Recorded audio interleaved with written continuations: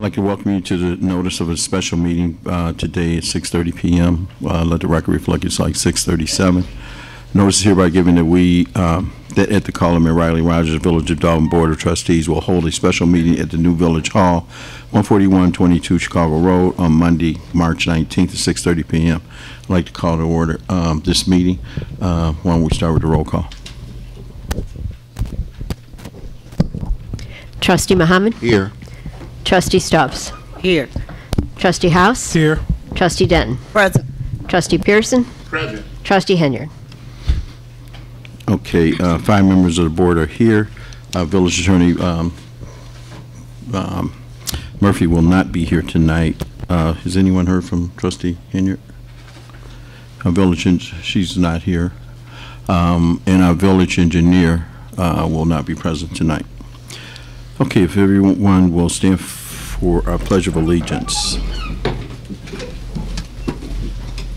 pledge allegiance to the flag of the United States of America and to the republic for which it stands, one nation, under God, indivisible, with liberty and justice for all. If we remain standing, I ask that our Janice, what is your title? Director of Administration. Janice, lead us in prayer tonight. Lord, we come to you tonight for a nice and smooth meeting. Amen. That was pretty smooth. Right to the point. Okay, thank you, Janice.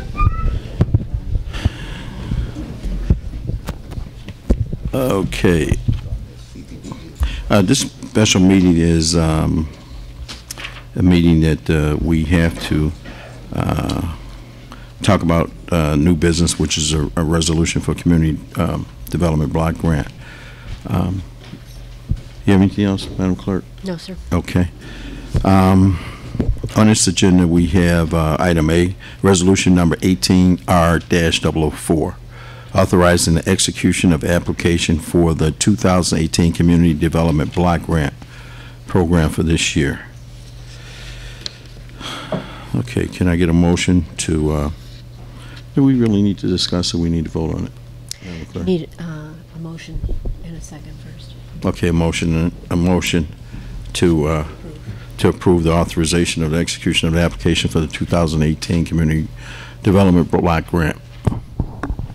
I'd like to make a motion for resolution number 18R-004, authorizing the execution of the application for 2018 Community Development Block Grant CDBG program year.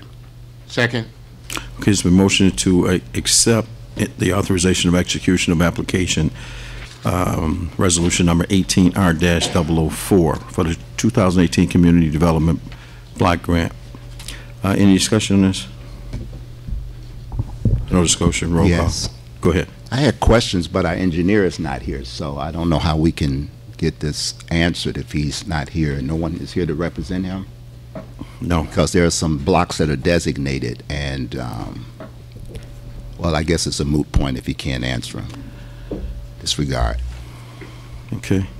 Mayor, do you know the blocks?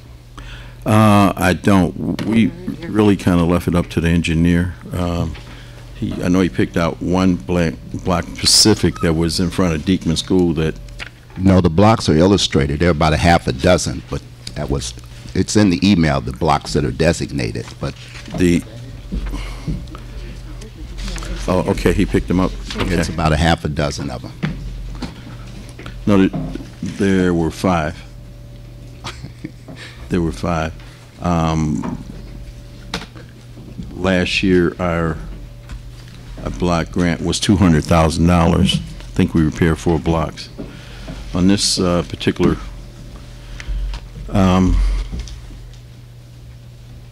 estimation, or the document that was submitted by Robinson was, as you see it, you should have it in front of you, or don't you?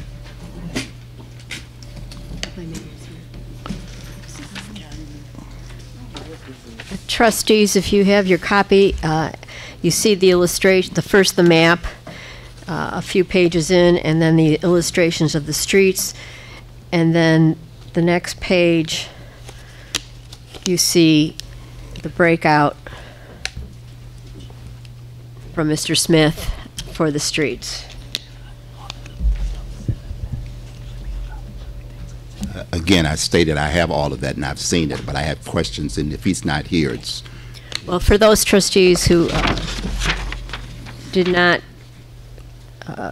identify the streets, they are again in that packet after the illustrations. And, Mayor, for the record? Yeah. Okay.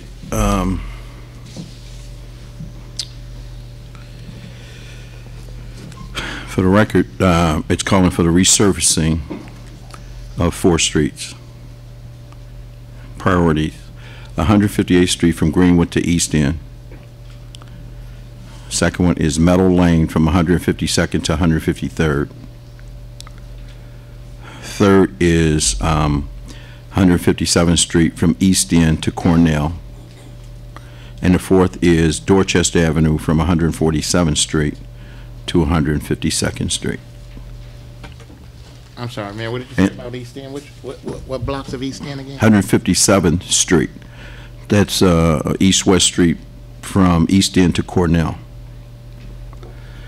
And I think we're going to have to make an adjustment here because they're calling for the resurfacing of Dorchester from 147th to 152nd.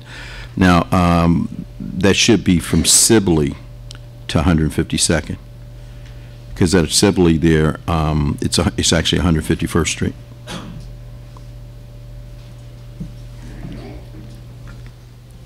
From Sibley to... 152nd.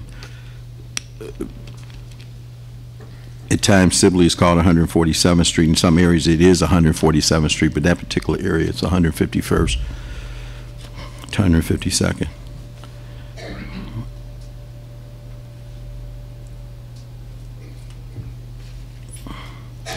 Because Dorchester was done a few years back, from 147th to 148th. Okay, any further discussion? I just have a question, Mayor. Okay. How were the streets selected again? Matt, we took the opinion of the engineer. Ron Smith went out, it was late last week, rode through the areas. This one we tried getting done last year by the school. The 151st block of Dorchester is terrible by the school, so I had took them by that one, showed them that, and from there they go out and they analyze the streets and go from there. So is it safe to assume that the streets that are being done here are the worst streets in the village? Well, they're the ones I've been up and down all of them with the engineer, and they are pretty bad. If you have another one, let me know. We'll go take a ride out there and see what we can do for adjustments. I know some of these streets are the ones we got the most complaints on.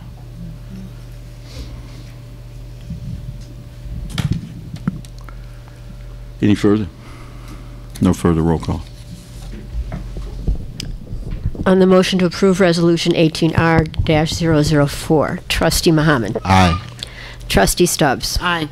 Trustee House. Aye. Trustee Denton. Aye. Trustee Pearson. Aye. Trustee Henyard. Aye. Let the record reflect that Trustee Henry has joined us 5 minutes ago. Okay. 6 ayes, motion carries. Next thing on the agenda is citizens' address, and this citizens' address is just limited to this street application for the block grant. If there's no citizens that would like to approach this board in regards to this matter, then we will get a motion to adjourn this special meeting. Motion to adjourn. Second. Okay, it's been motioned and seconded to adjourn this special board meeting. Roll call. Trustee Muhammad. Aye. Trustee Stubbs. Aye. Trustee House. Aye. Trustee Denton. Aye. Trustee Pearson. Aye. Trustee Henyard. Aye. Motion carries. This meeting is adjourned. Now we'll go right into our regular meeting of the Board of Trustees. This is the Committee of the Whole meeting for March 19th. Let the record reflect that we are starting this meeting at 6:47. I'd like you to call to order, roll call, and then call to order. We're going to call to order this meeting. For the Committee of the Whole, Trustee Muhammad. Here. Trustee Stubbs. Here. Trustee House. Here. Trustee Denton. Present. Trustee Pearson. Present. Trustee Henyard. Present. All members of the board are here. We have a quorum. We're going to skip over the Pledge of Allegiance and prayer. We've done that already. Any general announcements? Madam Clerk? No, sir. Okay. Order of business. The first item on the agenda is item A, and that's a presentation from Spot Shatter. This was actually put on the agenda by Chief Collins. I think they made a presentation before, Chief? Right, a few months ago in our training room. It wasn't Okay. public. All right, great. This is Miss Trish Lane from Spot Shatter. Thank you, Mayor Riley. Okay. And that is correct. I'm Trish Lane with ShotSpotter. I'm a Midwest director for them. Thank you also to the trustees and, of course, to Chief Collins for the kind invitation to present to you this evening. What I would like to do is take a minute and do what I call setting the table a little bit. While ShotSpotter is a technology solution, it often helps to put it into context for folks so that you can understand the value of it as a tool. You know, Miss Lane, can you get a little closer to the mic? Just pull it close to you. The mic. Yeah, there we go. Thank you. Is that better? Yes. Thank you. It's a tool that the police department can use in its battle against gun violence. So putting it into context helps with that just a little bit. So to start with that, I'd like to talk about three things. One of those is that when we talk to municipalities, whether it's police executives or elected officials, they often tend to be hyper-focused on homicides. Now, that's an important figure and certainly tragic, but it doesn't paint the total picture of gun violence in a given neighborhood.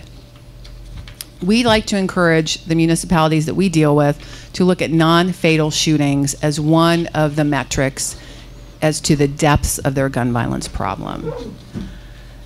And I'm going to give you a graphic that illustrates this a little bit. So at ShotSpotter, we did a study of our customers. There's 95 approximately across the country. And in areas where there's ShotSpotter coverage, for every homicide, there were 10 victims with non-fatal gunshot wounds. There were 129 shooting incidents and almost 400 rounds fired. Excuse me, Ed, can you show the screen up there? No, with the camera. I'll put that in there. Got you. Okay, thanks. I'll supply that after. Okay. So that is a lot of gunfire or gun violence that goes on for every homicide for 10 non-fatal shootings. And folks in neighborhoods, law-abiding citizens who are not engaged in criminal activity, are having to deal with this on a daily basis.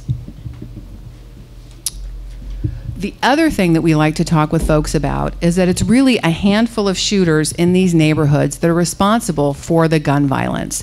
It's an addressable problem. We've looked at what academics study, and they'll tell you that it's 0.5% of the population in any given area that is really responsible for shootings. While a lot of kids will pick up a gun, they will not all fire it. It is a handful that will. They'll get the gun and test it because they bought it illegally. They can't take it to the range to test it, so they'll do it in their neighborhood. They'll use it to intimidate other folks in the neighborhood, fight over a social media post or a girl, or some sort of old beef. But it really is just a handful of folks in these neighborhoods that are shooting guns. They're just shooting them a lot before they ever strike flesh or kill someone. The other thing we like to point out,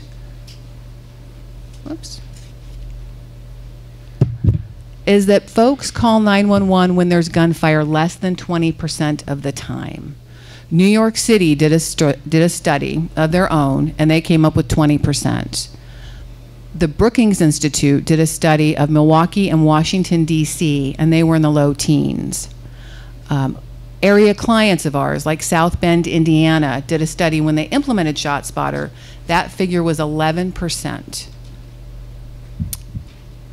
Cincinnati, Ohio went live with our solution last summer, and in the time that they went live, they're at 14%. People do not call 911. Now, there's a couple reasons for that. People don't call 911 because they don't recognize the sound as gunfire. They think someone closer to that event who heard it better is going to call the police, and they don't. They worry that when they call 911, the police are going to send a squad car to their home. And then next time, when there's a shooting, it will be at them for retaliation. Or, worst of all, they don't call 911 because the police didn't come the last 10 times. So they think they don't come to that neighborhood when there's gunfire. Part of the problem with that is when people do call, the 20% of the time, people can't locate gunfire. We do presentations all across the country and talk to folks, and we'll ask law enforcement professionals in a room whether on patrol they heard gunfire and could place it, and you'd be surprised at how few hands actually get raised. Sound does funny things, and it's just really hard to pinpoint where things come from. So even that 20%, when they call 911, the police can't find it. They're on the wrong block. So that neighborhood that's dealing with persistent gunfire does not see a response when there's a shooting event. Whoops, I'll go back. Went a little too fast there. So one of the other things we talk with folks about, when you live in a neighborhood and you deal with a lot of gun violence, police, they don't come, right? You think they know everything. There's signs on the freeways for click it or ticket, or drive sober, or get pulled over. There's police procedurals every night of the week on television. And at the end of every single hour, what happens? They solve the crime. They know everything. There's deterrent value in that can help police officers. But at the end of the day, the public thinks they know there's gunfire. And if they know and the police don't come, the conclusion that they come to is that they don't care. And that is not the case. You all care, the chief cares, his officers care. But that 20% of the time, they may not know where the gunfire really is, so they're in the wrong location, and there's 80% of the time that they do not know about. And that's where ShotSpotter can help. Helping you to build a new model of trust between the police and the community. So now that we've talked about the circumstances, I'd like to talk about the solution for a few minutes. And there's 3 things that we talk about. We detect gunfire accurately. We provide a mechanism for to better protect the police so they can better protect the community. And we provide a way for the police to connect with the community. So to explain how the solution works and deal with the detect piece of this, I'm going to play a video for you.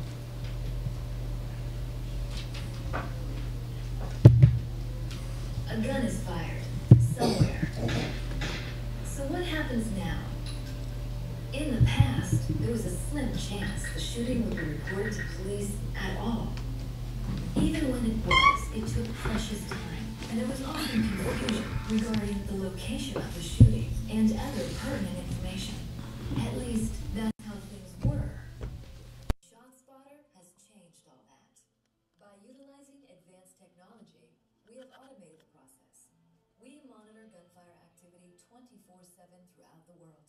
Now, if a gun is fired in any area worldwide with ShotSpotter coverage, our system detects, locates, and immediately alerts police of the gunshot. So, how does it work? It starts with sensors. In every area with ShotSpotter coverage, specialized acoustic sensors are placed on buildings or lampposts throughout a neighborhood. If a gun is fired anywhere in the area, multiple sensors detect and timestamp the sound.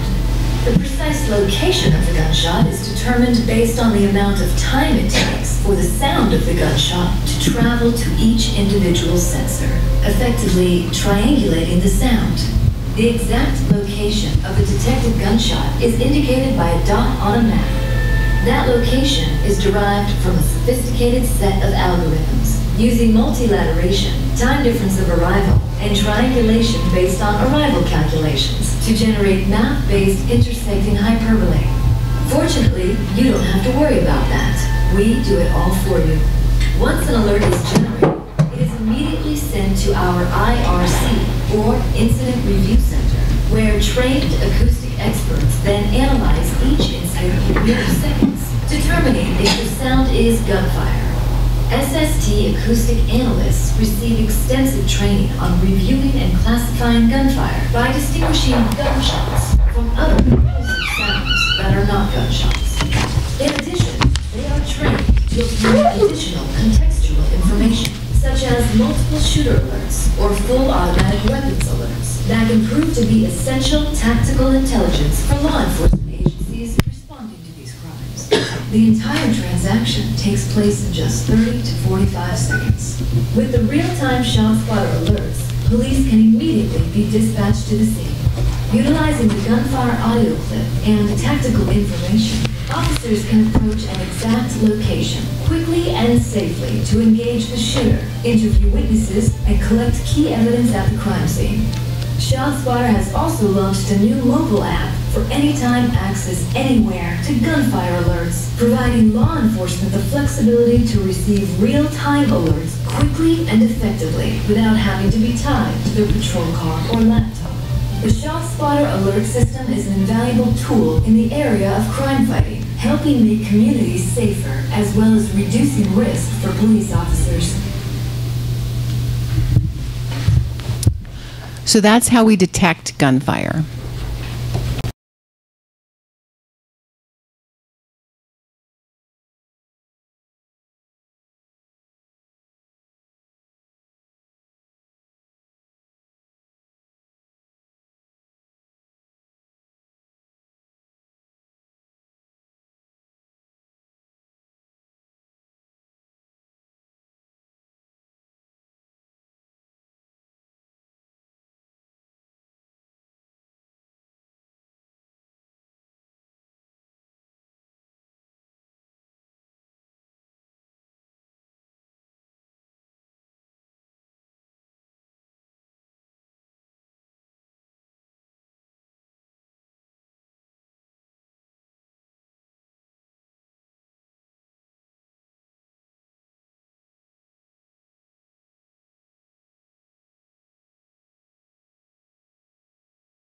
App that is actually, if you click on one of those bubbles, you get the last screen that you saw.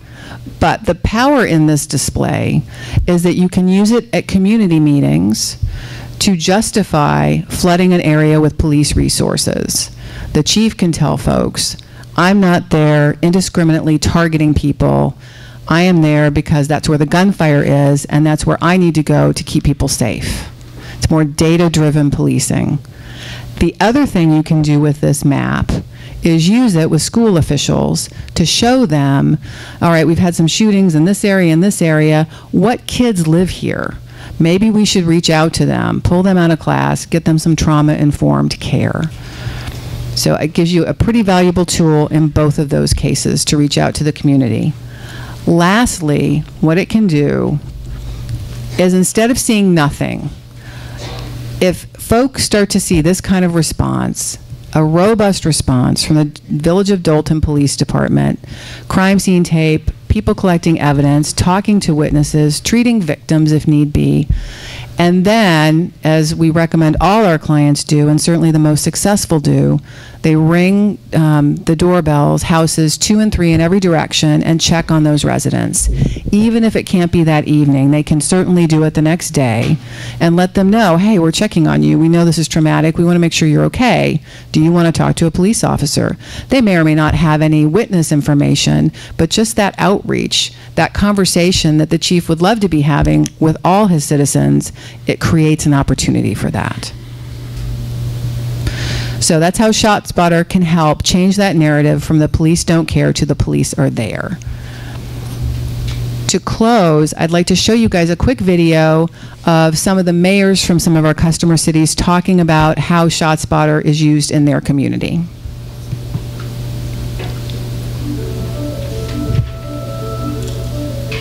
When I think about ShotSpotter, I think of a tool that every mayor and every city truly needs. Because if one can use 21st century technology to assist with one of urban America's most pressing problems, that be gun violence, why would one not take advantage of that? ShotSpotter is very, very essential to any police department. It gets our officers to the scene as soon as they hear the radio calls come out for ShotSpotter. They react so rapidly. It was something that I'm impressed with when I was given a demonstration by the Washington, D.C. police several years ago. This gives us data-driven policing in real time, so we can get our police officers to where they're needed as quickly as we can. It's been a great addition to see you on. Having technology such as the ShotSpotter has helped us to pinpoint and also to gather data and trends so that our police department can prepare and be proactive in responding to public safety issues. 1 in 20 times do individuals actually call the police when a gun is fired. ShotSpotter does it every single time, and so it's really important for our police work that the police know when the shots are fired and they follow up. It also provides us with a tool as we begin to interview potential witnesses. They don't have to say, I called. We can say, we got called by ShotSpotter. We know that this shot was fired from this particular location. Do you have any additional information? I think it makes the community feel safer. They know that when we hear those calls go out, the ShotSpotter is picking up shots. Our cars are there a lot faster. And people in the community do know that because, you know, word of mouth things do get around. And I think our officers feel comfortable because 99% of the time when the calls for shots fired are going out, they're correct. There's no falls. From 2012 to 2013, we've seen a reduction of 51% in homicides. And I believe it was 78% reduction in gunshots that particular year. So again, ShotSpotter has helped us a great deal in our policing efforts in the city of Camden and to help us carry forth our mission of making our citizens safe. We need to have that technology that will help us go in and make these neighborhoods safer.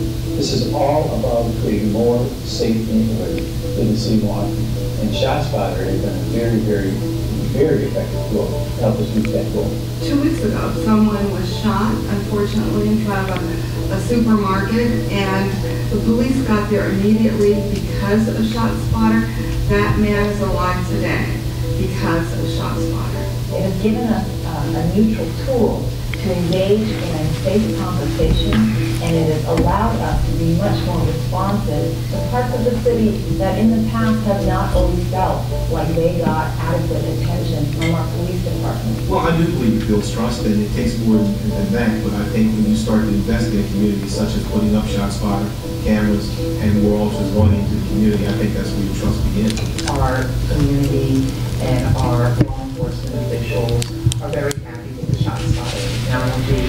It certainly has helped our efforts in keeping our citizens safe, and we look forward to scaling up the ShotSpotter technology throughout the city of Camden. We are very happy with ShotSpotter. In fact, 3 times since it was first instituted in 2011, we have expanded the area because it's been that effective. We have seen ShotSpotter save lives in our communities. And for those communities throughout America that have to deal with urban violence, it is really an important tool for your police department to have. It saves lives. It also helps to solve crimes. ShotSpotter is one of many tools and strategies that we use here in Oakland, but we have a good story to tell. Over the last 3 years in Oakland, shootings and homicides have gone down by more than 40%. We are significantly safer city. This is a simple tool that makes good common sense, and all I can say is, I wish it was around in the 90s, because if it were around when I was leaving New Orleans, I certainly would deploy it. I definitely would recommend other cities. I'd be more than happy to have some mayors come to my city and see what ShotSpotter does for us. It's not it's not just a high-priced tool. It's a tool that really works.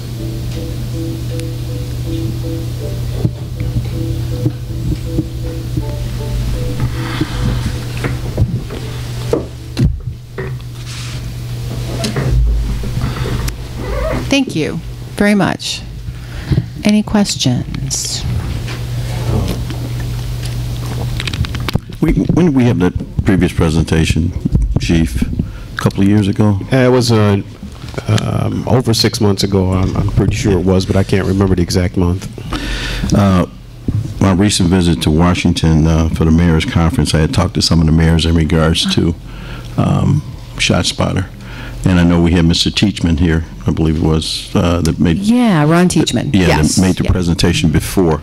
And I spoke with him out there, and I asked the chief to put it back on the agenda since we're coming into the summertime with, we're experiencing more gunshots. Right. Not necessarily that the victims behind the gunshots, but at least I think the deployment of our police to get there faster with this tool.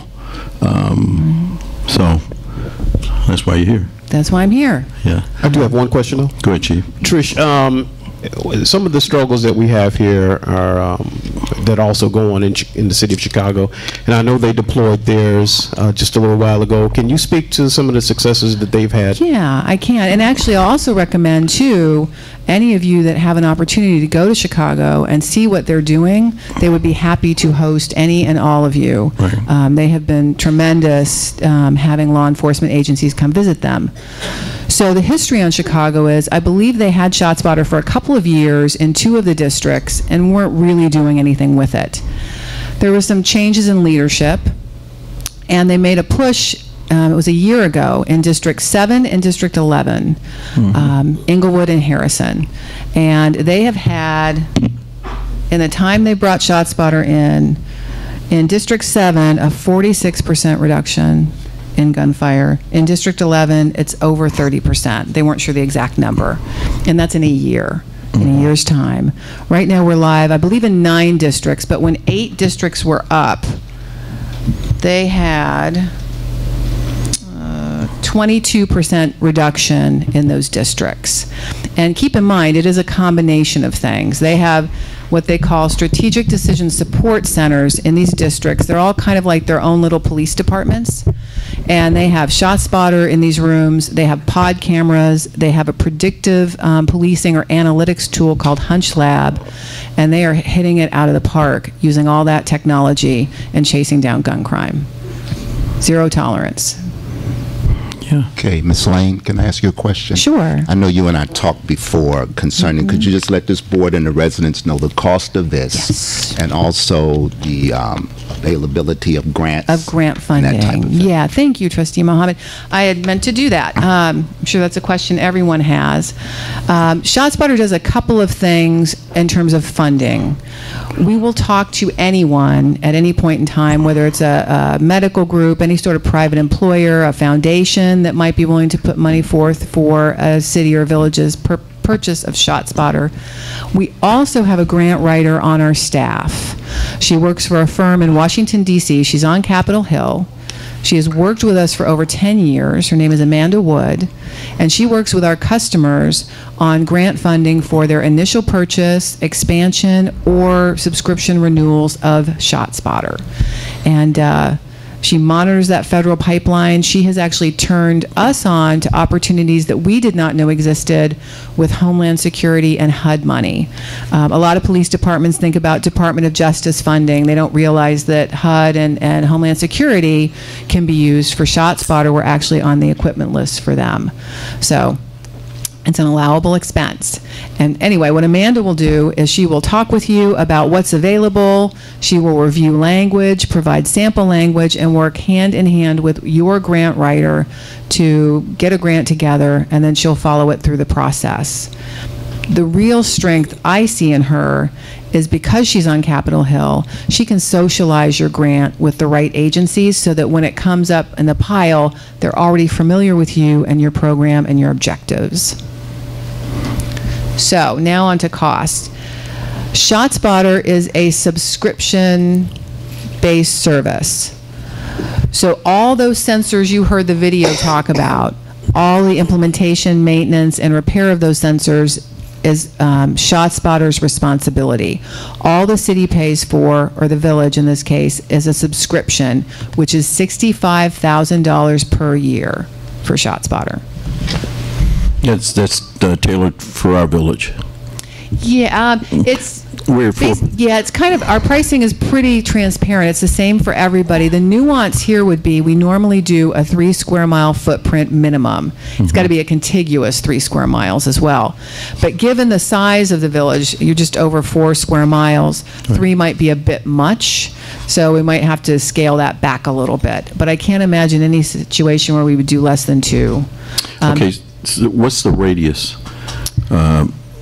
So it's a square mile footprint, and it covers, when we build these sensor arrays like what you saw in the video, it covers that square mile, basically. Okay, but we're at 4.8 miles, so we're closer to 5-mile radius. Right. But usually what we find is that people don't need it all over the entire town. There are spots where you've got trouble areas, and what we typically do is we get the crime data from the police department and map it out. And actually what you saw right here is a sample of a crime map, so or heat map. And so we looked at 2 different coverage areas for this prospective customer. And then you kind of pick, sometimes we move the boundary a little bit this way or that way, but we want to put the sensors where the crime is, where you actually have activity. And chances are it's probably not the entire, I think it's 4.17 square miles here. Yeah. Did that answer your question, Mayor? It kind of. How far data should we collect? So we go back 2 years to look at the data, and I can send the chief a data request that outlines what we're looking for, and he can have his folks send it over, and we can make a map so that we can figure out what the coverage looks like. Okay. If we wanted to go to an expansion, how's the expansion? So an expansion is pretty easy. So let's say you've been a customer, you've got your footprint, and you wanted to add a square mile. Then that would be $65,000 plus $10,000 to bring on the sensors. We charge a little bit for implementation. That's not something you pay annually. And we probably wouldn't need to charge again for training. So it would just be $75,000 to add a square mile. Okay. And say if we get ShotSpotter, we have it for 2 years, we have a noticeable reduction in a particular area. Can we lower the subscription? Can we move it to another area if needed, or? We can't move it because the sensors are fixed, but it's an annual subscription. So if at any point in time, I mean, the ideal situation would be 2 years later, you wouldn't need us anymore, right? And you wouldn't have to pay it. But it's only an annual commitment every year. Okay. And where are the sensors placed? So first, we like to start with municipal buildings, deal with you, Mayor, to hook us up to get permissions on those buildings, school superintendent for school buildings. Then we start getting permissions from private building owners, commercial and residential. We like to be high up, so definitely above tree cover, and if we can't find the right buildings, then we'll supplement with utility poles. Okay. What about training for the officers? So we do provide training for the officers. We provide training not for your dispatch center, because they're going to get a little pop-up too. Training for your officers, for command staff. We have separate modules for everyone. And that's the $10,000 onboarding, training, and best practices. Is there any fixation you need for the PDAs in the cars, or any special equipment? It's, the software itself is a web client. It's web-based, so it's pretty easy to deal with. On the phones, it's something you get out of the App Store. Or on a tablet as well, out of the App Store, or whatever the equivalent is for Android. And the time for installation? I think you could probably plan on a month per square mile. And really the gating factor is the permissions. And the municipal buildings are not the problem there. It's sometimes the private permissions take a little bit longer to get. We embed a project manager here in Dolton, and they come out every day and work with different folks trying to get them to sign up to let us put a sensor on their roof. Okay, Ms. Lane, I want to get back to price again. Yes. The $235,000 out the door. Out the door. Can you break that down, what that cost includes? Yes. So per square mile, it's $65,000. So the annual subscription for a 3 square mile footprint would be $195,000. The extra on here is for initial implementation. So there's a one-time training fee of $10,000, come in and train everyone. We also work with your department on best practices as a part of training, which helps the department really deploy that solution in a way that makes sense for them. We talk with them about what other agencies do and let them adopt things that can help them do more for officer safety, community outreach. Then there is the 10,000 per square mile for installation. That's our project manager, that's our installers. We subcontract that with certified electricians to get up on the buildings and put in the sensors. And that covers all of our installation costs, probably in year 3 if you stay with us, right? The ongoing subscription. We tend to take a loss on the installation. We don't charge what that costs us, because we're confident in our solution. Most of our customers stay with us, and we're confident that folks will stay. So you mentioned possibility of us not needing the total 3 square miles. Yeah, you know, it's something I'd have to talk back with my folks at headquarters on, but chances are with 4.17 square miles here, if I have that number correct, chances are you don't need a full 3. Okay. You might be a little shy of that. So we'll have to get the crime data and look and see what that really looks like. Yeah. Okay. Is there a possibility if we accept a subscription, we go through a year, then we you know, analyze the data from that year, we say, you know, we don't need it in this area? Is there a possibility of getting a reduction on the subscription? You know, we haven't had that happen. Pretty, you know, the crime doesn't tend to move too much unless you pull down a huge building and disperse the population. I don't know that it changes too much. At least that's my sense of it and what I hear from folks that we talk to and internally at the company. Okay. Chief? No more questions. Okay. All right, thank you. Thank you very much. And like I said, if any of you want to go to Chicago, Chief knows how to get a hold of me. Okay. I understand that Calumet City will be going live soon? Yes, so Calumet City will be going live probably within the next 2 weeks. Okay. So they will be one you can also go see, and it'll be right next door. Yeah, and how many units are going in? So they're a 3 square mile footprint. 3 square, okay. Yeah, started small, and hopefully that's all they'll ever need. Right. Without exposing any confidentialities, were they able to secure some type of grant funding in the example that you used? No, they used different funding for it. They found it, I don't want to say they found a bucket of money. I don't know that really ever happens, but they had some money that they could use. So.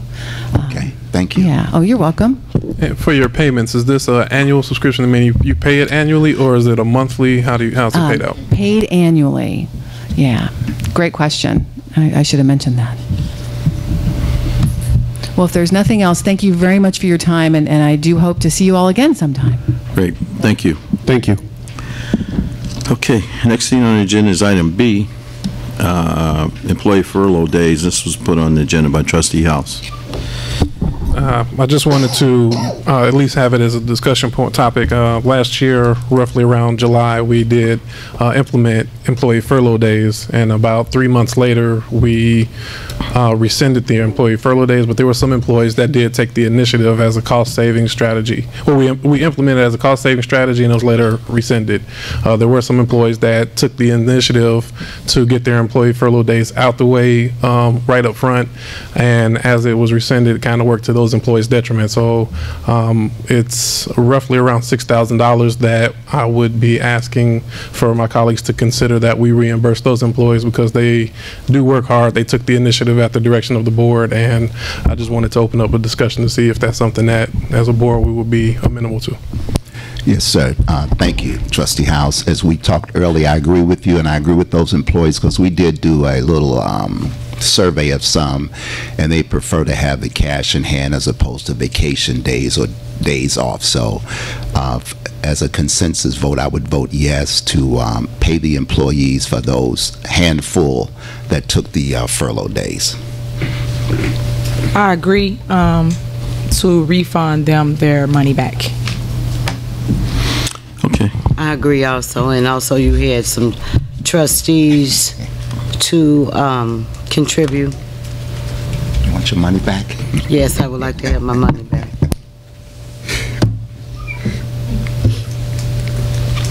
I also agree. I'm in agreement as well. Okay, we got a consensus on that. Next thing on the agenda is item C, connection of water system to McDonald's, Dunkin' Donuts, and $3 car wash. Trustee Pearson. Yeah, well, Ron, the engineer, is not here. I did have a lot of questions for him, but I don't know if Mr. Stacy was involved in the last look that we took at this to see if we could, it was something we want to do. What this is about is McDonald's, the $3 car wash, and Dunkin' Donuts on the west side of Sibley, down by Beggar's Pizza, for those that might not know where that's at. They're buying their water, even though they're in Dalton, they're buying their water from Harvey because something was broke. I don't know if it's a valve or a pipe or whatever. And those are big, well, one of them at least is a big water user. And so I just think that we should get them back over on Dalton Water unless it's not cost prohibitive. So, Mr. Stacy, I don't know if you know exactly what's wrong, if it makes sense, or what the proper steps would be to take a look at this. I'll check with Ron tomorrow. I know the issue was in the past that the water main was breaking under the bridge, the cost of repairs, the water main was freezing due to lack of use of water. When the car wash shuts down, you got McDonald's and Dunkin' Donuts that really aren't big users, and the main was freezing up. So I can get with him tomorrow and see if he found anything else out on that. Okay, it was something that I knew we thought about doing before, and since we raised the water rates on commercial, it was something that I think we should take a look at again, maybe get copies of, not copies, but look at the, try to find out what they are paying for water, how much usage they have, so we can see if it makes sense. Because if it don't make sense, we definitely don't want to do it. Okay, I'll get with Ron tomorrow. Maybe we can get a hold of Harvey, see what the water usage is over there. Okay, thank you. Didn't Calumet City come out and look at that map? I think we discussed it. Yeah, we discussed this before. They came out. I'm not sure if Ron's got a proposal from them or not, but I'll check on that too. I thought they had to go underground under the canal there. Yeah, they can go underground, or they can bolt it to the bridge there. When you go to bolting it to the bridge, you got to go through IDOT, get permits, make sure they come out, look at the structure of the bridge, make sure they can they allow us to tie onto the bridge again.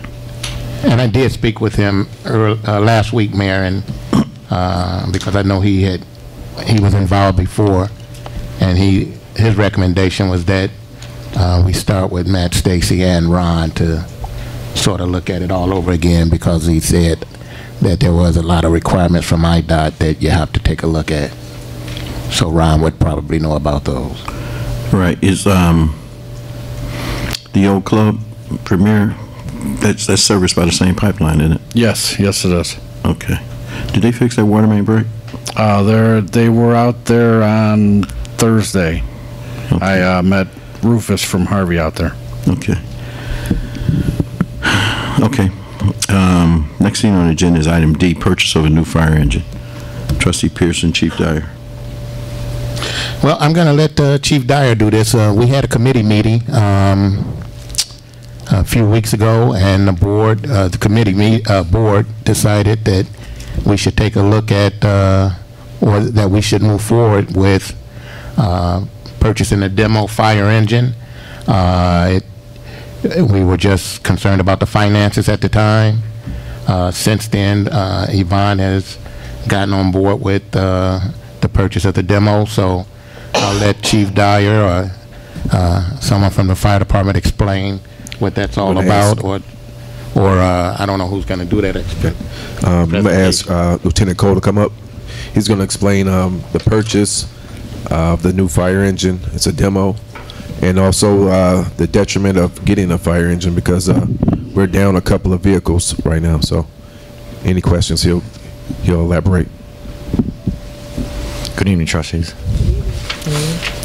Do you guys have questions for me? Do you want me to go through the whole process? This is a demo? Yeah, You so said- this is a demo. How many miles on it? It's only got like 4,000 miles on it. It's Okay. Yeah, it's The- basically The brand new. cost that we're talking about right now, is that the cost of just the engine or supplying the equipment for it? So we're getting equipment with it also, and then we're also getting our motor rebuilt on 1447, which is one of our engines. Okay. That's been out of service for a while. Okay. So he's financing all this stuff along with the repair. Okay. And the demo's already, it'll be available as soon as they get the down payment. Okay. What type of unit is it? It's a Rosenbauer. Okay. Yeah. And that is compared to our other units comparison? We don't have any Rosenbauers right now.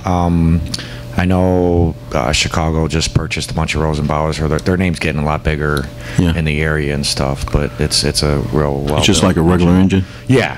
So Now, it's a I know when we engine, bought so- the other engine, there was a problem with maneuvering it in some close areas. Yeah, this one's smaller than our last purchase, so Okay. it's about the size of what we have now with our older equipment. Yeah. So They have a crew cab? What's that? Does it have a crew cab? Yes. Okay. Yeah. And then we're getting all the equipment for it also, so it'll come fully equipped, all financed. So the down payment would be $98,400, and then we wouldn't have a payment for 1 year. And from what's that the term date. of the contract? It's a 10-year contract. And then... And warranty? There's different warranties, like on the engine itself, on the chassis, on the pump. It's all like different, but anywhere from 2 to probably 10 years warranty just on different stuff. Okay. If I can ask, can you speak to the need for it or the significant need? I'm aware of it, but I think as we talk about our financial challenges, I think it's important that we express why it's necessary to purchase it, especially during these times. Yeah. So basically, I was just saying we're replacing the motor on one of our engines. It's a 2004 engine, and it'll be a backup engine. But basically, our other engines are about 90,000 miles on them. They're really old, and we're just band-aiding them as we go. The engine itself, to repair the motor of the engine, is $30,000. That's including some work on the steering along with it, but either way, we'd have to come up with $30,000 just to repair a Band-Aid. And it's gonna, if we keep running every day like we are, it's just gonna keep costing more money. And you'll be spending more money every year just on Band-Aiding this stuff, so. What's the mileage on the last engine that we got? What's the present mileage on it? That one is, I want to say 30,000 miles, right around 30. And we've had it for, I think, 3 years. Yeah, it's a So 2015. we're averaging about 10,000 miles a year. Yeah, probably like that. So. Okay. And then with the purchase of this, our other engines were 2004s, so we definitely got, 14 years out of them at this point. So we'll be good for a while with this new purchase, and then our fleet will finally be full again. We'll have backups and backup engines and stuff also. So. Okay. And when will we be, if we do this, when do we take possession? We would take possession, I believe, right away. They'd have to do some work as far as mounting our equipment. I'd work with them on that. So we'd probably be a month, maybe a month out, just getting the equipment ordered and mounted on there. Does that include hoses? That includes hoses, yeah. Includes everything. Okay. Also replacing our extrication equipment it's so old and they hardly can even get parts for them anymore, but they would also replace a lot of that stuff. Are we going to be able to house it inside? Yes. Along with the other ones? Yes. Okay. Can you explain to the trustees and to the residents about the capacity of the water and the necessity of another truck because of the water usage at the one truck that we have? Yeah, so basically we have a fire truck, and the fire truck's the one with the ladder on top, and that only carries 250 gallons of water, and we've been down out of service just with that running. Now our fire engines, that carries our water, it's 750 gallons of water each one. So right now we have 2 engines running, but we have one that has to be sent out to Minnesota northern Minnesota and get northern Wisconsin, I'm sorry, and get the water tank repaired. And that's going to be out of service for a few months. So I've been not sending that out because I have nothing to replace it. And once that goes out of service, then, I mean, we're going to be down to the truck with just 250 gallons of water on it. And for us to safely fight a fire with 250 gallons of water, it's not safe at all for the residents, for us. Jeremy, let them know the response, the in-town response opposed to the out-of-town response with the truck. Because we have 3 engines in town, and we have 1 truck. The one engine is out of service 1447. So now we're running with 2 engines. If that engine goes down, so in town we respond with 2 engines. The truck is used for mutual aid out of town. So we really don't use the truck to fight fires. We don't use the water on the truck. The importance of having the 2 engines is 750 gallons on each engine. Now you have 1,500 gallons of water to respond in town.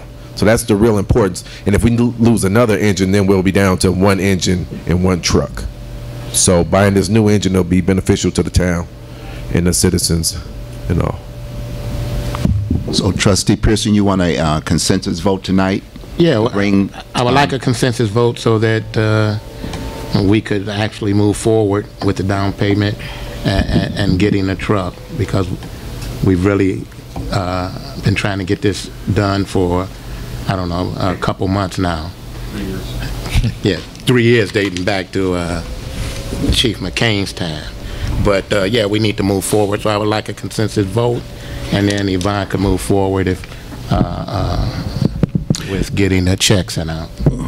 Okay, well, based on talking to Ms. Redmond, she said we can't afford it, so my vote is yes on this.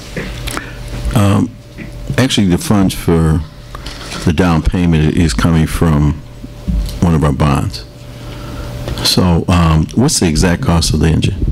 The engine itself, or just equipment, everything we're financing? Is that what you're looking for? No, the cost of the engine. The engine itself is $350,000. $350,000. And then go ahead. It's $30,000 for the repair of our other engine, and the rest of it's just equipment. Then at that point, total finance of $492,000. What's the difference in cost of a regular engine and a Quint? And a Quint? Yes.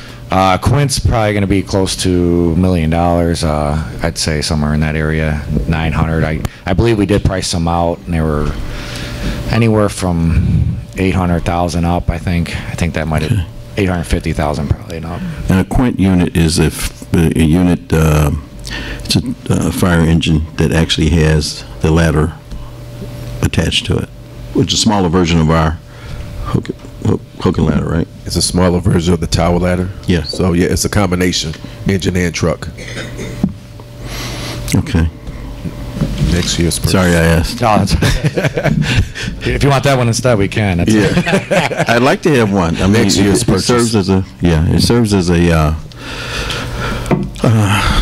2 things. I mean, as soon as the truck gets there, you get the ladder and get the firefighters up to the fire right away. So, okay, thank you. Mayor, yes. You did say that the funds was coming from one of our bonds? Yes. The down payment. The down payment. Okay, and then we don't have to pay this for 1 year? 1 year, yeah.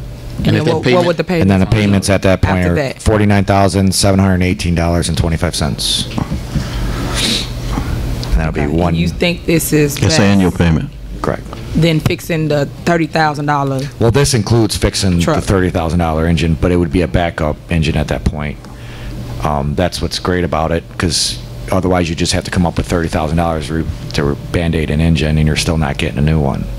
Okay, so I'm a little confused with you guys. Okay. I'm for it. I'm just asking questions, no, so everybody be on the defense. I'll try to explain it better.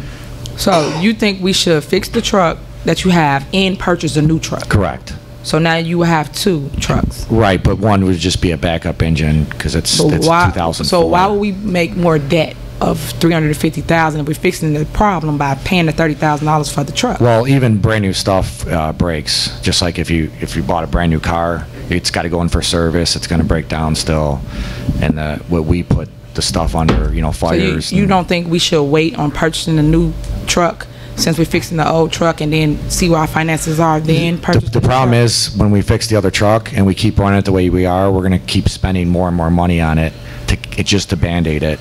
It needs so much work, and they're basically falling apart. So if we're Band-Aiding it, why would we pay $30,000? Why fix it? Trustee. Because it's good for a backup. For a backup, because if we don't have a backup. Right, but it could break in a week or 2 weeks, so why And spend it could, but if $30,000? it's not running because it's sitting in the firehouse and we have our brand new engine running, it's not going to break down. So because it's not the going second out. the backup engine's going to be fixed with the 350. They're throwing that in because we're purchasing the new engine. They're if we including didn't that. purchase it, they wouldn't be getting fixed. We would have to pay a separate $30,000. But since we're going to buy their engine, they're going to fix it for us and include it with the 350. Correct? Correct. Yeah, so so it's no basically extra. you're getting It's not fire engine 30 for plus the 350. It's just 350, which is and they're really going to fix it for unbelievable. us because we're purchasing it. Okay, and that's fine, but I'm just saying for the record, I thought we was broke. I don't understand where all this money coming from for all these departments. I just want to put that on the record for me, for Trustee Henry. Thank you. Thank you, Jeremy. Okay. All right. Next thing on the agenda is item E, potential fire department revenue sources. This is also put on by Chief Dyer. I'm sorry, Mayor, did we have a consensus on that? I was just going to point that out, Mayor. We have Trustee Pearson and Mohammed as consensus to go ahead with the purchase of the fire engine. Are there any other and we heard from Trustee Henyard. She may want to add further on the consensus issue, but are there any other trustees that are in consensus with moving forward? I'm in agreement. I'm in agreement also. I'm in agreement.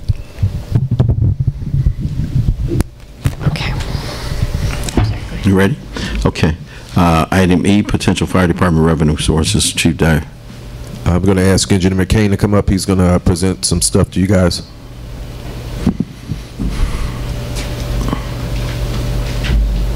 Chief. We on? All right. Good evening, Mayor, Madam Clerk, Board of Trustees, Department Heads, and most importantly, the residents of our fine community here in Dalton. On behalf of Chief Dyer and the members of the Dalton Fire Department, I will be presenting several revenue-generating ideas that can be beneficial to the community by recouping costs for services rendered, so that may help out with some of the costs with the purchase of a new fire engine. As a stakeholder within the community, the Dalton Fire Department is seeking the Village of Dalton's Board of Trustees' consent and approval to be part of the solution here tonight as we attempt to remedy a portion of the financial shortfalls that we've been talking about. And tonight, hopefully that'll be the first step in talking about moving forward with that. Basically, a year ago, these ideas were brought forward, not formally in front of the board tonight, but in different discussions with different individuals within the administration. Then 6 months ago, I had Yvonne forward out these ideas to everyone, and unfortunately at that time we did not get a response back.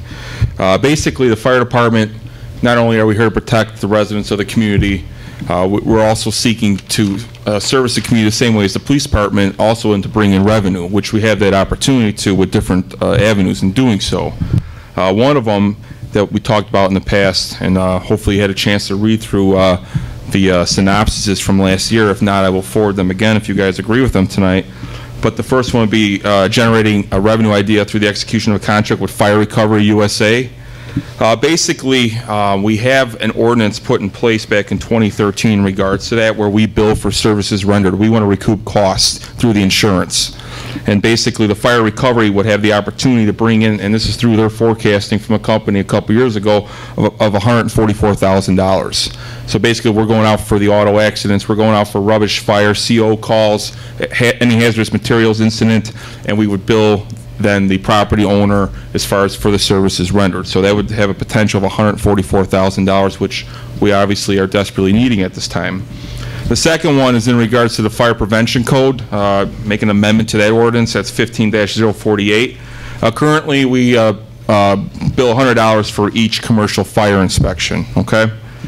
Now, we would also like to make an amendment to that and include inspections for any residential property that is under a landlord. So in addition to that, it would be $100 or something that we could discuss as far as any properties that we have throughout the community that any multifamily dwelling, any unit, we would go in there and make sure it's safe from fire, make sure they have fire extinguishers, CO, smoke detectors, things of that nature. In the past, obviously, we've had some issues as far as some incidents inside some of the multifamily dwellings. Had a couple fires, and luckily we were able to get out of those situations without anyone being injured. We just want to make sure the community is safe from fire. In addition to that, a central fire alarm maintenance fee, which we would share with our current dispatch center. Basically, we'd like to take all the fire alarms and have them essentially monitored at the dailies at BUD/S at the dispatch center. So that way, it slows down on the responses of whatever vendor they may have, like an ADT, things of that nature, where it goes to one spot, and we can create a maintenance fee because it'd be our folks, our community, as well as our dispatch center who are monitoring. So it's another way to create monies with that. Unfortunately, I don't have the numbers with me because I got to see how many alarm systems that we have throughout the town from all the businesses. The rental properties, like we talked about. Annual Knox box maintenance fees. Each company having a commercial, industrial, and multifamilies having a box on the outside, so if we get called for a fire alarm, we're not breaking down doors. We want to make sure that we have that Knox box there so we can get in there in the middle of the night and not having to wait for a key holder and cause any further damage if we have to get inside the dwelling. Fire alarm nuisance fee. I'd like to put that in place. It's basically going to be created for multiple false alarms. I'll give you an example. Let's say Menards, all right, and this hasn't happened, but let's say they have 3 fire alarm activations go off in 3 days. Obviously, there's an issue with their fire alarm. We want to make sure that we put a fee in place that says, hey, we've been out here 3 times in the last day. Get your fire alarm system fixed because obviously we don't have an issue. So basically, it's a nuisance alarm. We're not putting $1 million worth of our firefighters and our vehicles on the streets for no reason. Lastly, which is something that's near and dear to my heart that we talked about many times, which is the Advanced Life Support Ambulance Program. There's 2 different ways of looking at this. This program is supposed to be in addition to our current contract ambulance company.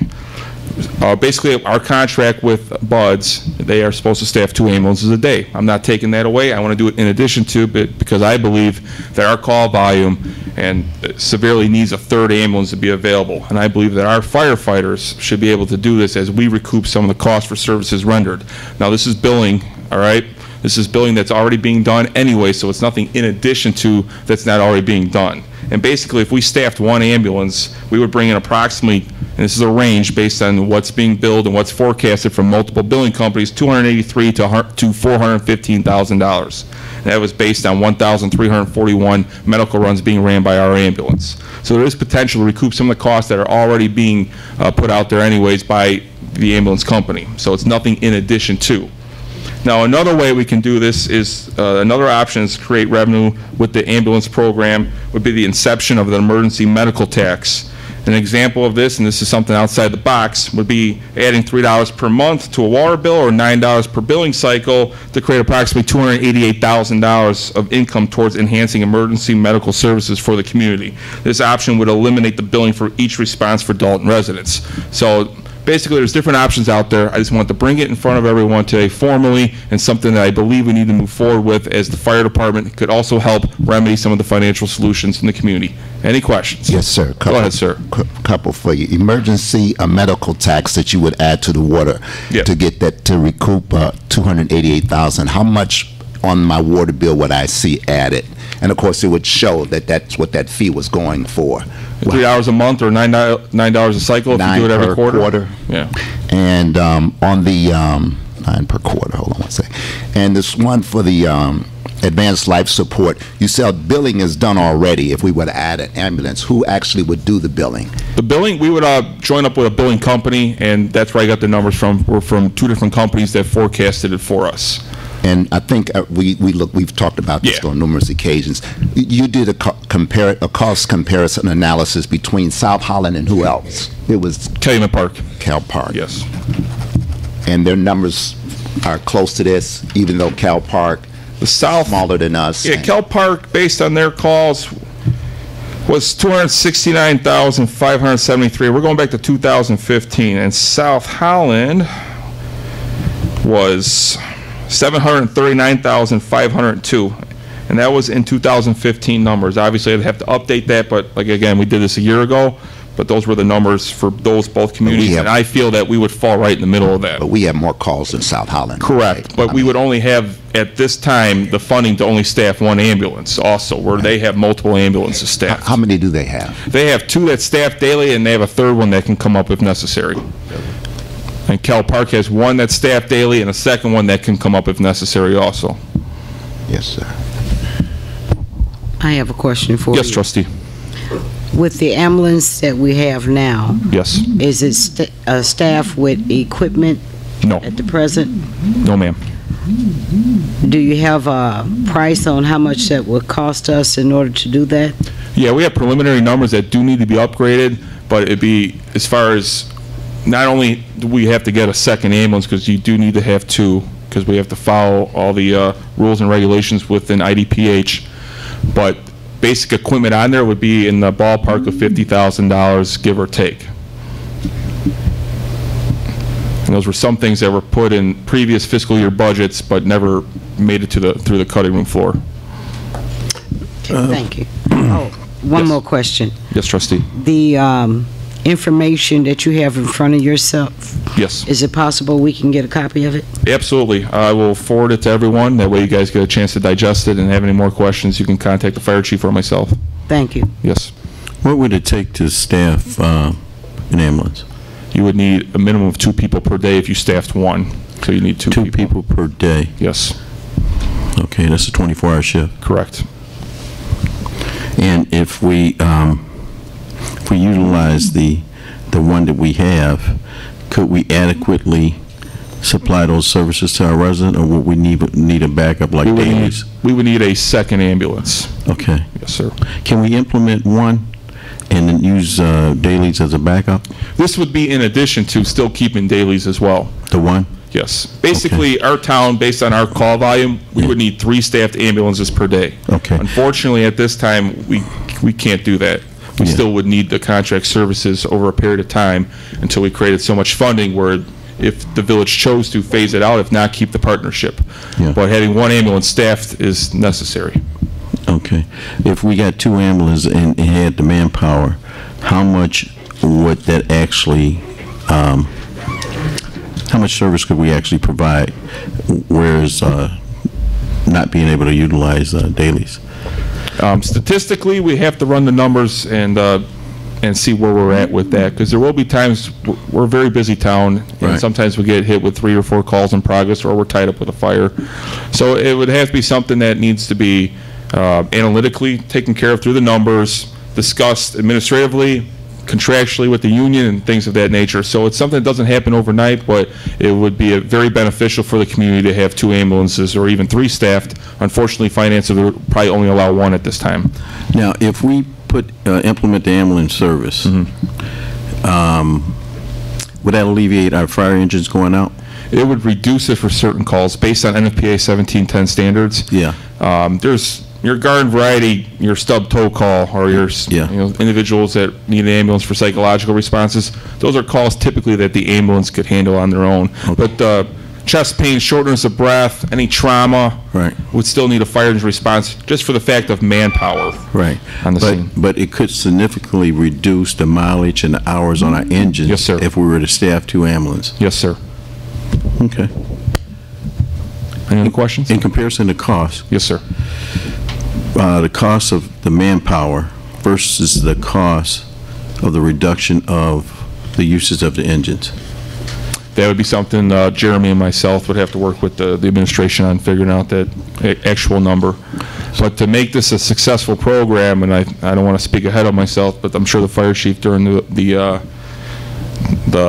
getting the budget in order sessions, we would need some additional manpower as well. Yeah. But it could help with the longevity of our engines. It definitely would help, yes. Okay. Any other questions? All right, next thing, thank you, Chief. Thank you. Engineer. Thank you. You guys miss me? Sorry about that. Okay, next thing on the agenda is item F, the purchase of automated external defibrillators. Chief Dyer.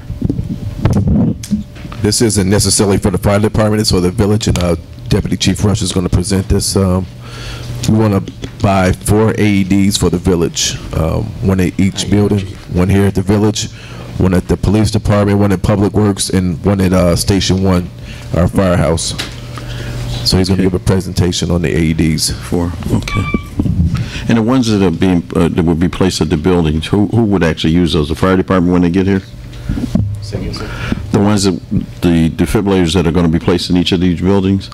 Is that usage for the employees or for the fire department? That's for anybody. I mean, so we did a class. We did 4 classes. Okay. We had 4 CPR classes put on by the fire department at Buds for free for the village employees, and they'll be able to use AEDs in case someone comes in to pay a bill, whatever, something happens to them, or one of us, something happens to one of the workers here, we'll be prepared to help them reach. Yeah, but no one should use it unless they're trained on them, right? No one should use it unless they're trained for it. And we did have a few classes. He's going to give you the numbers on all of that. Okay, thanks. Well, good evening, Mayor, Board, and Madam Clerk, fellow residents, and also our employees. It's my duty to present to you this evening the synopsis that Chief Dyer was just speaking about moments ago.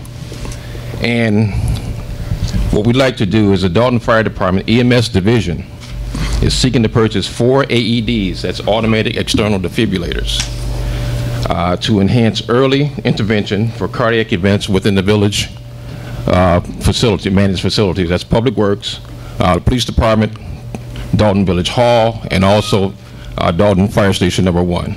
The fiscal impact on this, the Emergency Medical Services, Dalton Fire Department has researched and submitted the following quotes for consideration. The first one being Alpha is the Electrotech. It's 4 certified Zoll AEDs plus semi-automatic AEDs at $850 per, which is about $3,400. The second one would be a Zoll Medical Corporation AED plus at $1,995, which is discounted at $1,376.55 for 4 of them, $5,506.20. Our recommendations are the Village of Dalton Fire Department EMS Division is seeking the consent and approval of this board to purchase the above mentioned items there. The background, no matter what statistical source you look at, the reality is the majority of people who experience a cardiac event, cardiac arrest, will not survive, since these deaths usually occur without warning and their survival rates drastically decrease if treatment isn't received within minutes of the onset of the cardiac arrest. The likelihood of an SCA, which is the sudden cardiac arrest, a victim leaving the hospital with all neurological functions is slim and intact. Or it's intact is slim, excuse me. An automatic external defibrillator is critical in saving lives of AEDs or SCAs, that's sudden cardiac events. AEDs is located in public places to increase their accessibility. Bystander use of AEDs in conjunction with quality CPR has statistically shown an increased survival rate over patients who must wait for EMS help to arrive. Those who receive immediate help are generally reported as having survival rate up to 3 times higher. Within the last quarter of 2007, the Dalton Fire Department, in conjunction with Buds Ambulance Corporation, targeted CPR training, excuse me, for village employees, not only for early interventions, but statistics has shown early defibrillation increases better patient outcomes for witnessed out-of-hospital cardiac events. So actually in 1978, the first AED, automatic AED, went into service. And over a period of time, it has evolved in 1980 and up to today. We've had AEDs and we've used them with great success. So if I had to entertain any questions you may have. Yes, sir. So, excuse me, as the chief had said over here, in the last quarter, we did create first phase of CPR training. The second phase would be obtaining these devices, and the third phase would be ongoing training. So Trustee Mohammed. Yes, sir. Thank you. What is the difference between the Elecotech and the Zoll? It's about a $500 difference. So, but what's the advantage or disadvantage of either? Well, Elecotech is actually a Zoll device which has been recertified, re-warranted, and put back into service. Refurbished? Refurbished, pretty much, yes. That's why it costs less. That's why it costs less. Does the same. But it does come with warranty, and it does the same thing as a new one. Yes, sir. Thank you. Yes, sir. Now, are these devices attached up to electricity, or are they rechargeable batteries? They are rechargeable batteries. And how often should they be tested? They're actually tested every day for the fire department. But for, say, like the police department or any other venue, yeah, it comes with different types, actually. And it'll tell you when services or testing is needed. Once a month, 2 months, or whatever it may be. Okay. And then the fire department would test them? Well, actually, it can be done by where it's used, such as the police department or public works. But we can't test We it. can't come out and test It's them. very easy. It's as easy as It's pushing very a button. It'll be a green. If you push the button and it's green, that means it's good. Right. It depends on which one you get. Okay. Right. Can it be placed by my office? By your office? I may have to get you your own. If you wish. They do have a mayoral device, so. Okay, thank you. Any further questions? Any other further questions, please? Okay, can we get a consensus on this? And this is for the village. It's not for the fire department. We're recommending this for the village. Right. So, I mean, it's for the employees or residents that come in, pay bills, that kind of stuff. You may have seen them in the airports, train stations. Right. Lincoln School has them. Yeah. You know, Melanie Fitness has one. Melanie Fitness has them. Right. So this is really nothing new, but a much needed device. Yeah. In addition to what we have now. Correct. Okay. All right. Need a consensus tonight? I'm in favor of it. Yeah, $3,400, yes. At this moment, I'm going to wait until speaking to the finance director before I can go along with it. Well, I'm in favor. Mayor, you stated in addition to what we already have. What do we already have? You said we had one in Melanie Fitness Center, and where else? The school. Yeah, okay. Oh, I thought you meant in this facility. Yeah, no, just none of the facilities we have right now, but Melanie Fitness has them, and the schools have them. Most of the schools have them. They funded their own? I believe they did. Okay. I believe they did, but I know they are there. I'm in favor. Yes, ma'am. And we might have to, Trustee Denton and I took the CPR course over at the fire department, and I just purchased 2 units for, we only had one at my factory, and we just purchased 2 because we saw how important it was to be able to get to that person. It could really save a life, because without it, you're waiting on an ambulance. And if you have the training, it's so important that the $3,400 don't, is minimal. So I'm definitely in favor for it. Since you have it in your workplace, have you seen it in action next? We haven't had an accident here in Chicago, but we did have one out in our Bryan, Ohio facility. And they had one, they had the training, and they were able to save the guy and until the paramedics got there. Yes. Okay, no further. I think we got a consensus. Trustee Henyard? I think we should do the budget so I can kind of know what the finances look like before I continue to spend money. Yes, Trustee. Yep. Oops. It's time for some medicine. Okay, I think there's 4 to 2. Okay. All right, next thing on the agenda is item G, status. Trustee Pearson. First one is the hiring of the Water Department Director. Okay, Mayor, I just wanted to ask you, where do we stand with that? I think we tabled it. We tabled that, and I don't know if we have to bring it back or if that's something you could bring back. Maybe the clerk knows the answer to that. Since the board tabled it, it would have to be taken from the table by a vote of the board at a voting board meeting. You're free to discuss anything tonight, but to take any action on it further, it would have to be taken off the table at a voting meeting. Okay. Well, I put it on because I think we need to get somebody in right away, and I know that the mayor had put something on the agenda in the past, but Mayor, maybe you could speak on it so that we could get it back off the table, and I just think we need somebody right away. Well, that's what I thought also when I put it on the agenda, and then the board chose to table it. So at this moment, as the clerk said, the board would have to bring it back up out of the table position. So okay, it has to be done at a regular board meeting. We can do that at the next board meeting. I don't know if anybody had any questions. Yes, I did. Again, this is for discussion, Mayor. If you just give us some insight or some detail or some kind of comprehensive plan that you had in mind for bringing on the director, so we can know what changes or improvements that will be made upon the hiring of this director. Well, I think that all of us agree there's a problem in the water department, and I think that there needs to be a little bit more close monitoring, not of just the water department, but the water meter readers.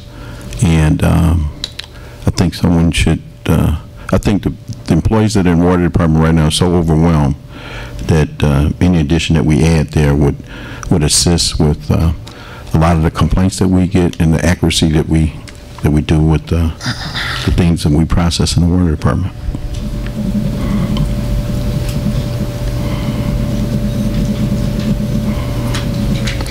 Anything else? You have somebody in mind for it, Mayor? I do. Okay.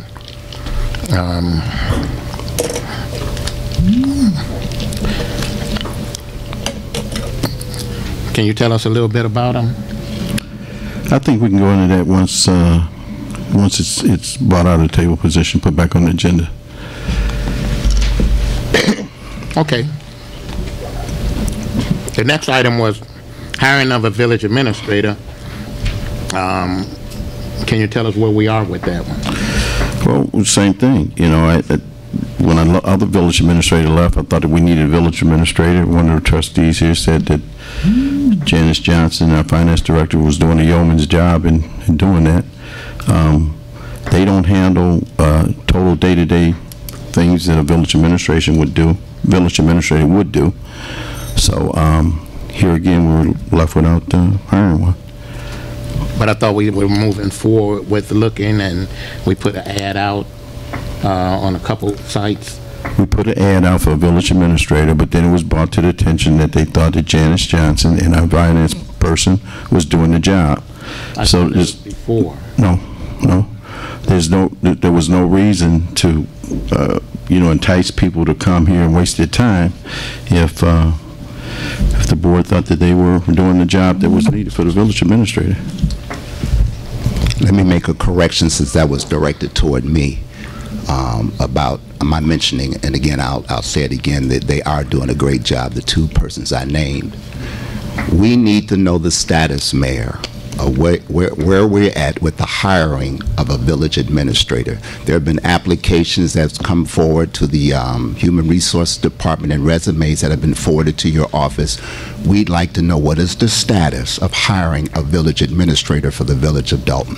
Trustee Muhammad, I can't make it any clearer to you. We have accepted applications. After and within that application process that we've accepted them, you mentioned the fact that you thought that our director and our finance person was adequate enough to run the operations on a daily basis. So there was no need to bring people in and waste their time and waste our time to try to hire a village administrator. Plus, there was an issue with the salary. I know our old village administrator was making $100,000 a year, and then I overheard one of the trustees said we're going to bring it back down to $78,000. So without clarity in the salary range, and without clarity in regards to whether we need a village administrator or not, everything stopped. Okay, well, I guess we need to move forward by taking a consensus, because I was under the impression, Mayor, that we were looking for a village administrator, and that the applications were coming into you, and that we wouldn't get to see them because it was your appointment. But I thought we were moving forward. I am prepared to give my consensus for a village administrator tonight, because we do need one. And Janice and Yvonne and whoever else was working in that capacity or helping with the decision-making, they were doing an excellent job. But we do need a village administrator, because there are department heads that don't know who to go to, don't know where to go, or they can't reach out for that help that they need. So I give my consensus to move forward with a village administrator, and once we look out, move forward with the applications, then we can come up with a salary. Okay. Because I know what they cost. I understand that it is a costly position, but I'd like to see their qualifications before we settle on a salary. I would hate to say we could pay 100 and then the guy ain't worth but 80. Okay. The night that, I asked for a village administrator, it was brought to attention that Janice and Yvonne could do the job. Janice sat right there and said no. And I talked to Yvonne, she said no. So we stopped the application process. Now, it's pretty hard to put an application out and have people apply for a job when they don't know what they're going to get paid. If we start the application process out again, why don't we put a range based on experience or things like that? Maybe this is where we're starting, this is as far as we'll go. But to go through a process and say, hey, I don't know what you're going to make. I'm not sure how many qualified applicants we'll get to go in that position. So I think we have to have some clarity in regards to, and we have our human resource person back here. I'm not sure if she'll agree with that. I think we have to have some clarity in regards to where the salary range should be. You definitely have to have that. I totally agree. Okay, so why don't we decide tonight, first, in fact, if we're going to go through with the anticipation of hiring the village administrator. Come on up, Angela. And then secondly, what range are we, come to the podium, please. What range that we should be at in regards to, since you said you know what they cost, where should we start with a range salary-wise, so we can actually put that in the advertising for the applicant? Angela, could you put some input in this? I'm not sure if you... Absolutely. Are there any direct questions you'd like to ask besides whether or not there should be a salary range in there? Because most applicants are interested in determining what the salary is before they apply. Well, I do have a question. You're our HR director. How would you go about it if nobody else was involved and you just had to hire an HR director? What would your steps be? How would you handle it, or what would you do? What I would do is post positions in the proper locations, which would be government sites. I will put down a salary range, have certain requirements for that range and for that position, interview, screen, determine if they're qualified applicants, and then based upon their experience, I would go ahead and base that salary range after it's presented to you all. Okay, I only have one more question. I understand that they were posted somewhere. Did we have a salary range? And if not, did anybody stop you from putting one down? When you all made the decision that you wanted to hire when there was some controversy upon hiring a village administrator, there was no salary range that was disclosed, so no salary range was put in the posting. We asked for detailed experience and for it to be verifiable so that we could review that information and then base the salary upon that, along with other villages within the area that has the comparable market size. That's what the goal was. However, we did not move forward because we do not have a salary range, and that was it. I have a question. If you're done, Trustee Pearson. Yes. Okay. Currently, we have 2 jobs posted on our website that I'm looking at. If this is updated, we have a building inspector and an ASE certified heavy equipment mechanic. Are you familiar with those 2 that are posted currently? I absolutely am. Do we have any others outside of that that are posted or that are available? That are posted. That I'm aware of, those with only 2 that are posted. The ones that were posted for the village administrator has since expired. The ones that were posted for the village administrator, how many applications or resumes did you receive? I can estimate you at approximately 20 to 25. Okay, so 20 to 25 resumes or applications came in. They were all forwarded to the mayor's office? They were forwarded, yes. Not all of them. Okay. They were received in email. And either I have them or the mayor has reviewed them, but not all of them, no. Okay, so the 20 or 25 or so, where are they currently? The physical applications are either in my email or in my desk. Okay. And those persons had an interest in the village administrator's position, even though salary was not mentioned. Is that correct? Most of those individuals who applied, once they sent the information via the email, they called asking what the salary range was. There was no information I could provide them with. I let them know that the application would stay on file for a minimum of 90 days, and we continue to look and move forward. Okay, you mentioned a controversy that arose, which is why we stopped I'm paraphrasing, I'm not quoting you exactly. You said there was a controversy. I know that the approval that we had given so that it can be posted, I think it came through the mayor's office, to publish I think it was 2 different sites. What were they? Were they SSMA or some others? There are approximately 3 to 4 sites, and there were government sites. There were And the time has expired to put those, or you took them down because of controversy. Could you clear that up so I can get on understanding what you said about a controversy? The websites allow you to pay for posting for a limited amount of time. That time has since expired. That's clarity. You used the term controversy, and it was taken down. What was the controversy? Tell me what you're trying to ask. Give me a better synopsis of what you're saying. I'm misunderstanding you. We were looking for a village administrator, and you and I know this intimately because I'm the one that's been asking about it, that you referred me to the mayor's office. I'm saying the reason why they're not posted is because the deadline, or because there was some controversy that they're no longer being posted at these different government sites? The deadline is why they're no longer being posted. Okay. All right. Thank you. But my vote tonight is I concur with Trustee Pearson. We need to put notice out that we are in desperate need. I don't know if we want to use the word desperate, but we are in desperate need of a village administrator to bring in the department heads and organize and meet on a regular basis to do the business of the village. So my vote is to move forward and hiring a village administrator.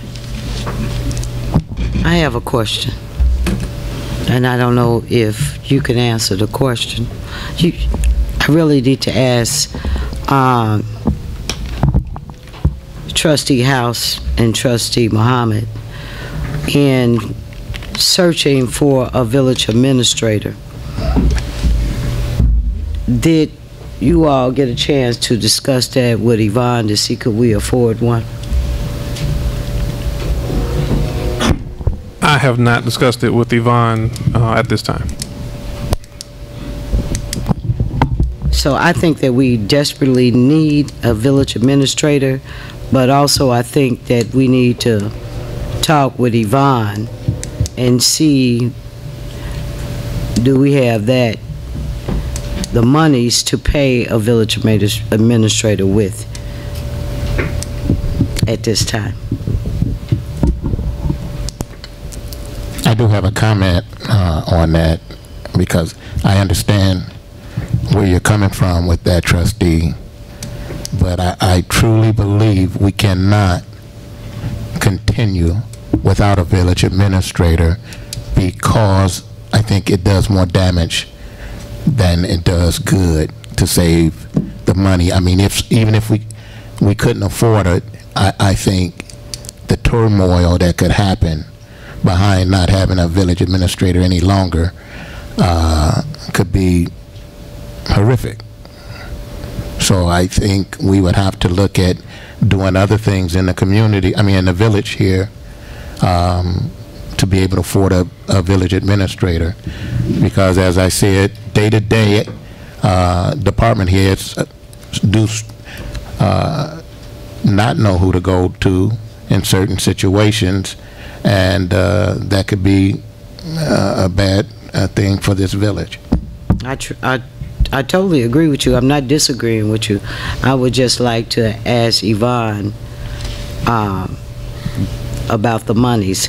what can we afford for a village administrator, so we would know what to offer them as far as their salary is concerned. And I totally agree with you. I have no problems with that. I just wanted to ask Yvonne that question, and I can give you, be it email or telephone call, and give you my consensus over the phone. Thank you. If I could, Trustee House, myself, and Ms. Redmond met earlier this week, and we will be having a committee, a finance committee meeting coming up soon. But first, we want to address the fee schedule and fine schedules. And once we do that, we will have a budget committee meeting, and we can fine tune that just to see where we're at as far as our budget is concerned. There are some preliminary numbers. I don't want to put them out there now because we're still in the process of working some of those numbers out. But look forward to a finance committee meeting coming up probably before this month is out, and then we can have some more information on that. And it would also deal with the village administrator.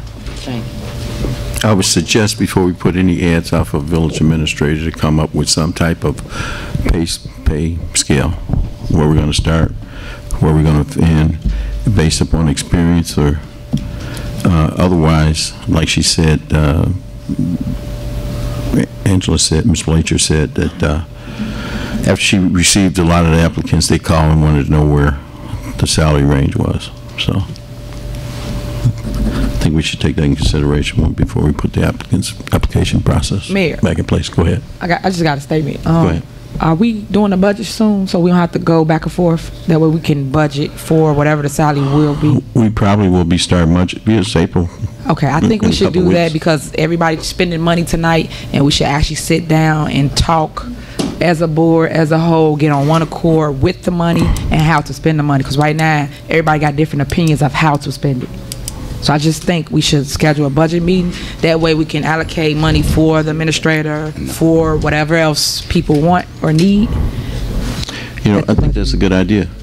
You know, to be quite frank with you, and as you do the budget, you know, we could probably go another 30 days, 45 days with our village administrator. We've been yeah, I don't totally agree with department heads not knowing who to go to, because we're moving right along. But I think it's a good idea what you brought up, Trustee Henry, and also taking consideration those recommendations for increasing our revenue, that we can possibly use that in regards to the budget as far as implementing those things and being able to afford some of the things that we want to do to move forward. Okay, so can we plan it, or who will plan it? Because I know it was the administrator last year. Well, who will plan it this Trustee year? House and Trustee Mohammed said they met with Yvonne, our finance director, and you know, I think we should start our budget. I would say the 1st of April. I agree. Trustee House. I answered it already.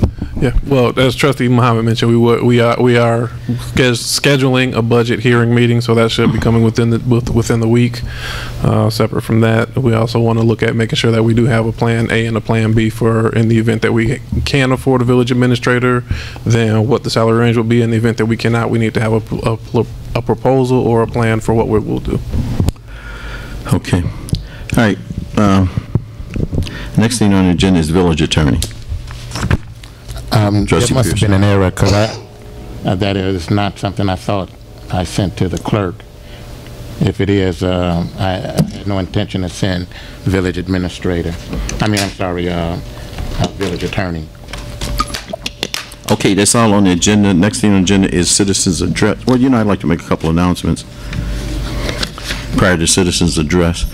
Now, we're going to limit the citizens address to 3 minutes tonight. So, we kindly ask you that you cooperate.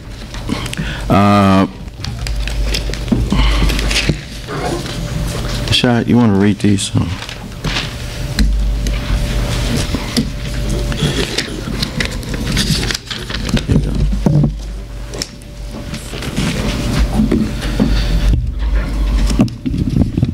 Thank you, Mayor, village clerk, trustees, and department heads, as well as residents.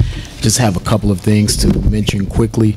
One, I don't know if you all had the opportunity, but this past week we had coffee with the mayor. We had with us Cook County Board President Tony Preckwinkle, who was with us, as well as a discussion about diabetes. If you weren't able to see it, it is currently on channel 499 being shown, so you can see what happened, what transpired. A lot of good information was delivered at that meeting. This coming Saturday, March 24th, Entrepreneur and Business Resource Forum for Women. It will be here at the Village Hall starting at 10 a.m. to 2 p.m. You can sign up, come listen, connect, and do. There have already been many registrations. There will, of course, be some people who will show up the day of the event. If you have any more questions, you can give me a call, 708-201-2960. And then finally, I guess I will turn it over to Chief of Staff Elizabeth Scott to tell us about the 3rd annual manufacturing event that's coming up. You mentioned the other item there? Okay. This is in May. I was going in chronological order, but okay. I can if you want. All right. Why don't you talk a little bit about our meeting with the SBA? Okay. Well, recently we were, who was present, what we went over? Yeah, what's in store? Okay. Well, we had the opportunity, myself, Mayor Rogers, and Trustee House, met down at the U.S. Small Business Administration with Mr. Ferguson, who is the district director or the deputy district director, as well as the lead economic development specialist, Carol Harris, who will be with us actually on Saturday. They had some wonderful plans. We discussed many things about bringing a small business development center, possibly, or plans to bring small business development center out here to the village of Dalton to assist people who have small businesses and also desires for, to enter into the world of being an entrepreneur. So there were a lot of discussions. There were some things that you'll probably be hearing about over the next 2 weeks or so, the next 3 weeks, maybe a month. Most of them, a lot of it you'll hear on Saturday actually though. So if you are going to be present for the Women's Entrepreneur Forum, especially those women entrepreneurs that we have in the audience, there'll be a lot more information that Ms. Harris can deliver to you. Yeah, and the SBA right now is looking for a south suburb satellite office. And I think we have the upper hand on getting that satellite office here in the village of Dalton. So it was a very fruitful meeting, lasted a couple hours. So they are, and Mr. Ferguson is the deputy director for the state of Illinois for the USSBA. So we're just keeping our fingers crossed that we can make that happen here in the village of Dalton. Okay. Then in May, coming up, Mother's Day breakfast, Saturday, May 12th at 9 a.m. It's going to be at the Dorchester Banquet Facility. As you know, annually Mayor Rogers has a day of recognition for the mothers in the village of Dalton. So that will take place Saturday, May 12th at 9. You can call 708-201-1690. We've begun receiving RSVPs for that event, so make sure it's always a well-attended event with entertainment and delicious food. And that's in conjunction with Coffee with the Mayor. Right. It's typically the Saturday that we have Coffee with the Mayor. Of course, whenever it comes on a time when there's a holiday, we integrate both of them so we can make sure. So Mother's Day is coming up. So that will be what we do for that Coffee with the Mayor. Now, Ms. Scott, are you going to talk about the manufacturing hiring?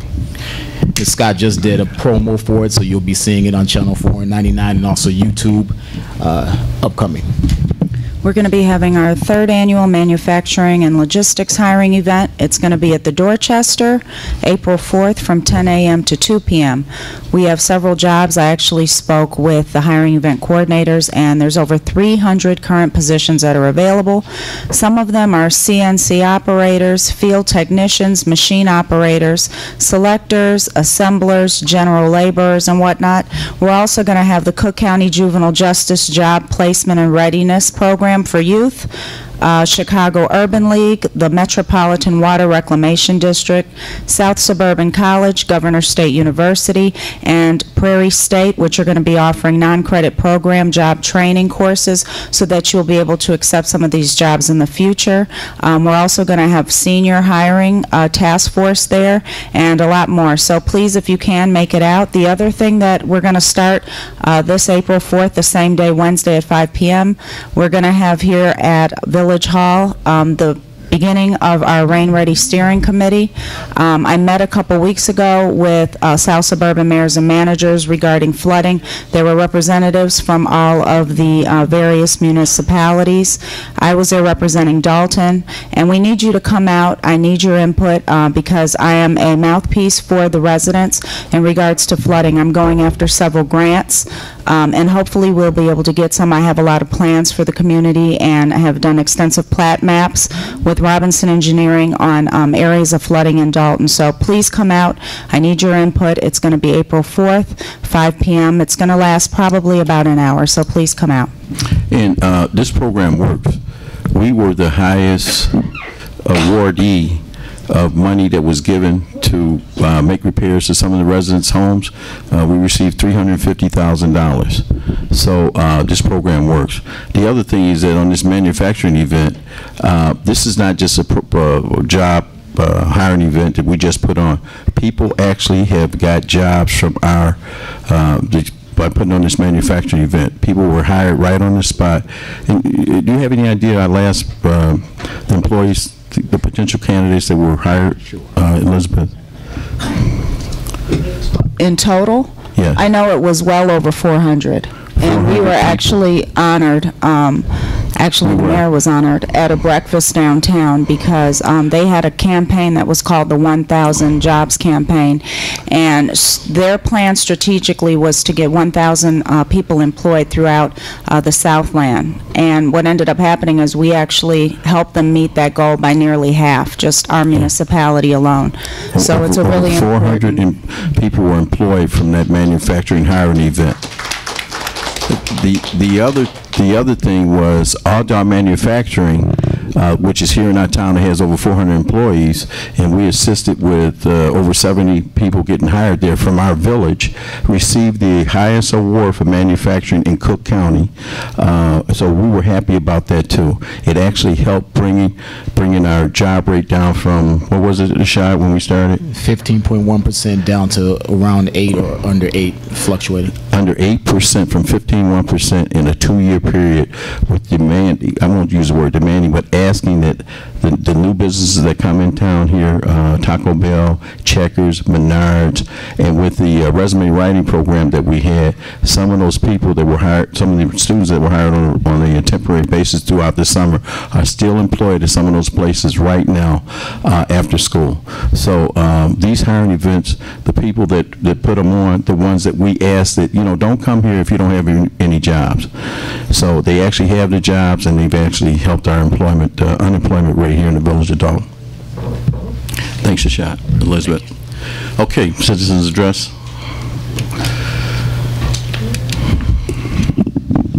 Good evening, Mayor, Trustee, Dalton residents.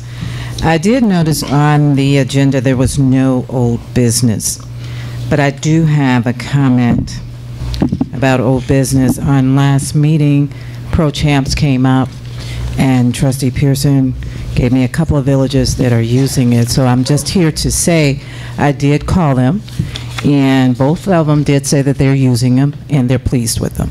So I did my work, and I'm happy now that I know a little bit more about them. The only thing that I would say, what two villages were those? South Holland and Calumet Park. Okay.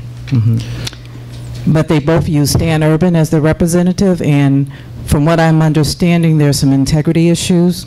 So I would think that we would kind of vet the representative a little bit better. I don't mind the use of that company, but I do say that if we're going to do business with them, do business with people with integrity. That's one thing. The other thing is the Finance Committee meeting, is that going to be open to residents? Yes? So will it be hosted at a time that residents can come that work 9 to 5? It's going to be open to, yes? What would be a good time for you? 6, 7, something like that? I work 9 to 5, but I'm a little flexible, but I need maybe a day's notice or so, not the day of. We usually do it within a 48-hour notice. Okay. But we can do it at 6, 7. That's. Okay. He said we can do it between 6, 7, but I'm open as long as I get the notice. Okay. And then also, I'm trying to keep it within my 3 minutes. Are we going to have a housing committee meeting soon? Yes, we're actually planning to have one next week. Right now, we're shooting for Monday. Okay. Then one last thing, I promise this is it. While I was doing my research and trying to figure out who's doing business in Dalton and trying to find out who people are, I still have not found anything on BP Capital. Nobody knows who they are. So that's still troubling to me, and I really wish that we can get some resolve on that, because we're talking about, and I agree with Trustee Henyard, we're spending a lot of money. And are we really looking at how this money is going out? We just gave somebody $30,000 when there's another way to do that without the cost. So I think that that needs to be considered again, the other entity that can do the same work that BP is supposed to be doing at no cost to the village. And that's $30,000 that would stay in our budget to allocate somewhere else. I know that BP Capital was selling houses. I know that much. I know nothing about them, and trust me, I've done it. Yeah. Thank you. Maybe the clerk can enlighten you in regards to some of the houses that have. They're selling houses. Yeah. There's some things about it just is not clear to me. Right. Okay. Good evening, residents. Okay, to answer your question, when they first came out with BP Capital, I went on the internet. I could find them nowhere. So the next time Don Meadows came out, I told him, I said, I find nothing but an oil company under BP Capital when I go on the internet. He said, oh, no, no, no. You have to look under Don Meadows. So he's representing himself as being BP Capital. Because if you go on the internet, there's nothing there. Absolutely nothing. Okay? And then another thing I want to understand, when they first came in, it was supposed to be no cost to the residents. Am I right or wrong? Am I right? Thank you. Yes. Now, all of a sudden, we're paying, they voted to pay this man $30,000. For what? What is he giving us for $30,000? The lawyer. Yeah. They're saying it's two different programs. Okay. The BP Capital program, who the same attorney that we paid represented BP Capital, if you remember, when they made their presentation. And then he's also representing the village by filing liens to get that property. And I'm not sure, and some of them have already went through, Madam Clerk, I believe, okay, that were awarded to the village, right? So what happens to those houses? I don't think those houses should be shifted to BP Capital, because on one hand, they represented themselves as not costing the village anything, and then now we have the same attorney that's accepting those houses for BP Capital, representing the village and charging us $5,000 per house to file a lien and take it, which only usually costs about $500. So, but at one of his presentations, he said that it cost him $2,500 a house to process it, and then the other part was his fee. That's not true. I mean, to secure the lien on the house and to represent the village. So, anyway. Okay, Mayor, I have a question. What is it that the land bank did? Isn't that what the land bank did when would they do it and for no cost to the village? The land bank had taken some vacant properties and wiped the taxes out. Okay. In some cases, they gave the property back to the village sold the property. And one example of that is the Taco Bell. So, so anyway, when the board decided to go with BP Capital, I don't see the same service that the village actually benefits from it, you know. But if there is no BP. I mean, where can we find out information on BP Capital? I looked. Maybe the trustees can tell me where to find it, because I can't find it. Well, and I'm not sure who did the research, but the only thing we could find was that they were incorporated recently in the state of Illinois. There's really it must have been since yesterday. There really was no history. When I asked the gentleman that said he was BP Capital, yeah, he said, no, do not look under BP Capital, look under Don Meadows. Okay. So that's misrepresentation. Yes. We went to the Secretary of State's site and I think BP Capital was recently incorporated as a LLC. Don't quote me on the LLC part. Was it LLC or corporation? They were recently incorporated within the last, I'd say, last 6 to 8 months as a LLC corporation. So within the last couple of months, you say? I said within the last several months. When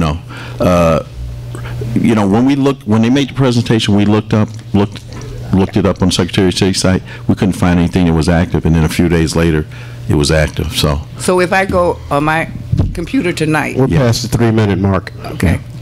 Go to your computer, Secretary of State, look up corporations, put in BP Cap. It'll tell you the ones in good standing, ones not in good standing. So.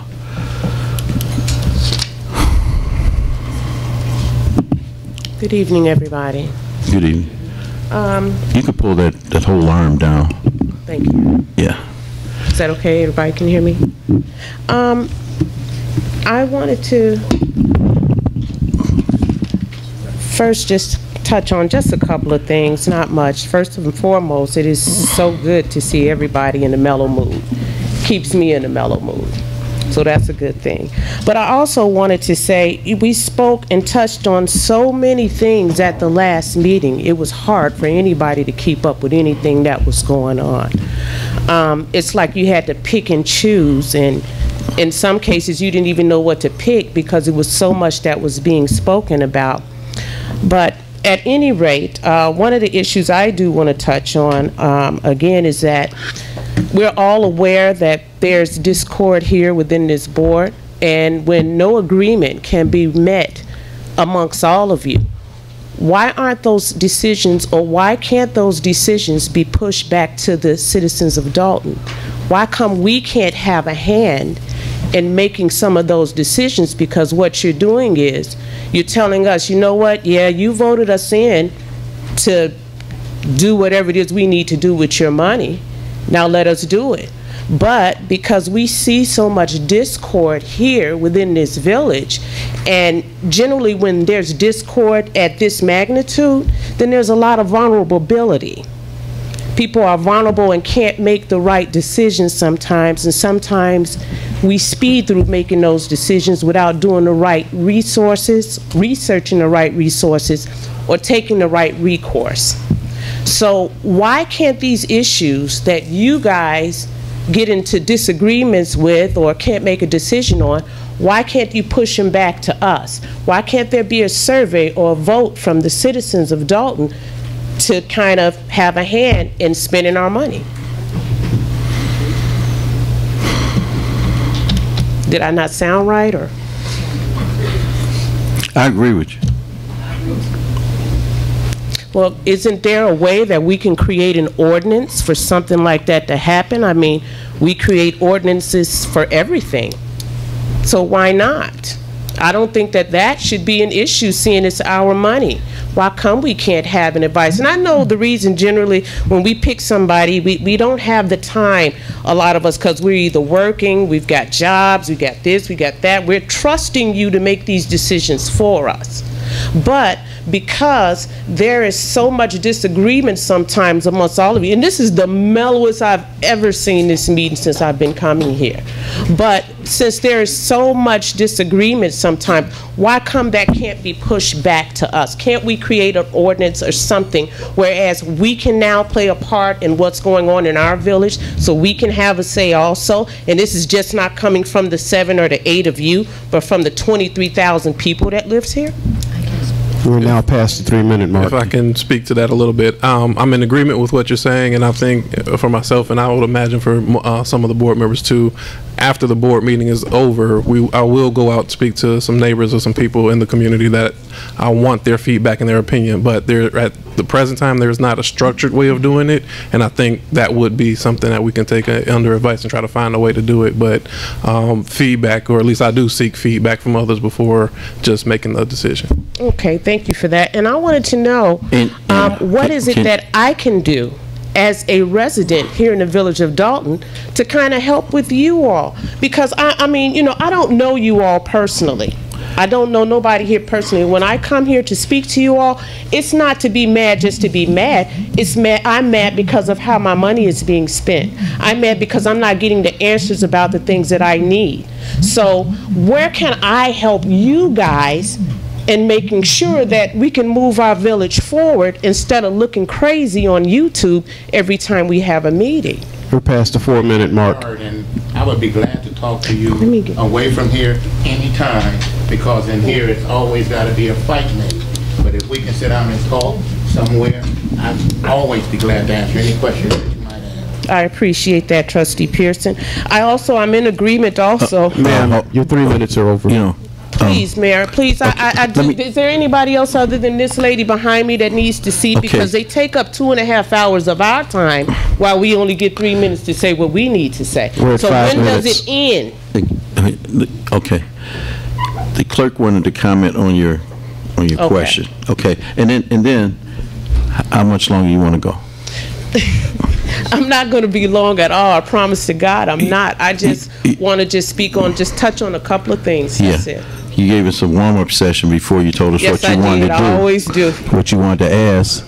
So if you just reduce that warm-up session, and but the clerk, Madam Clerk, wanted to speak to your question.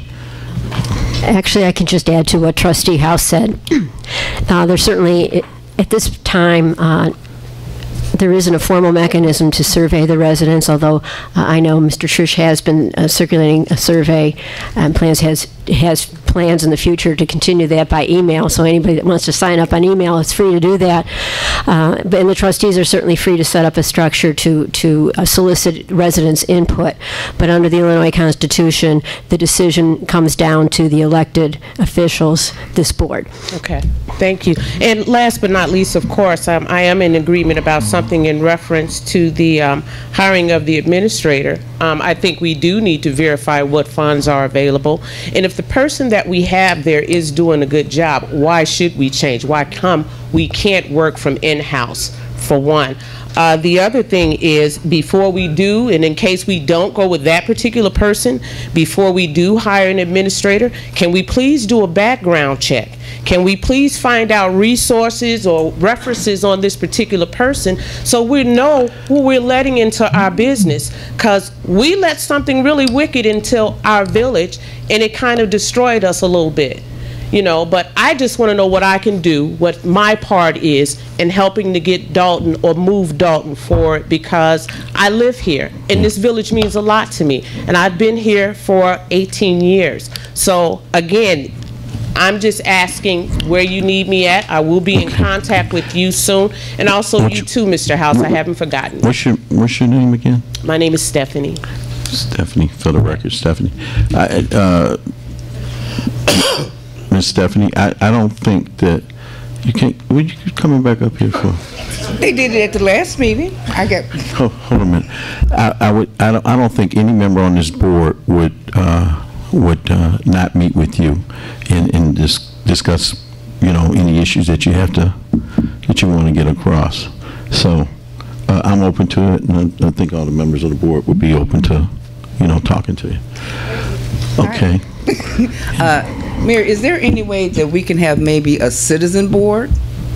I mean, I think we need. I think we really need something to police this trustee board. Well, I would suggest that if any citizen wanted to put a committee together or an organization together, and whether they want to address whether it's a housing issue, police matter, fire department matter, I think that all our department heads, all the trustees will listen to you. You get things done in numbers, and I think if you got enough organization and enough numbers there, I think it'd be unreasonable not to listen to you. Because there's no agreements here. I mean, you can see this whole thing is one-sided. You got two people that's thinking on their own, and then you got the other ones that's following a pattern.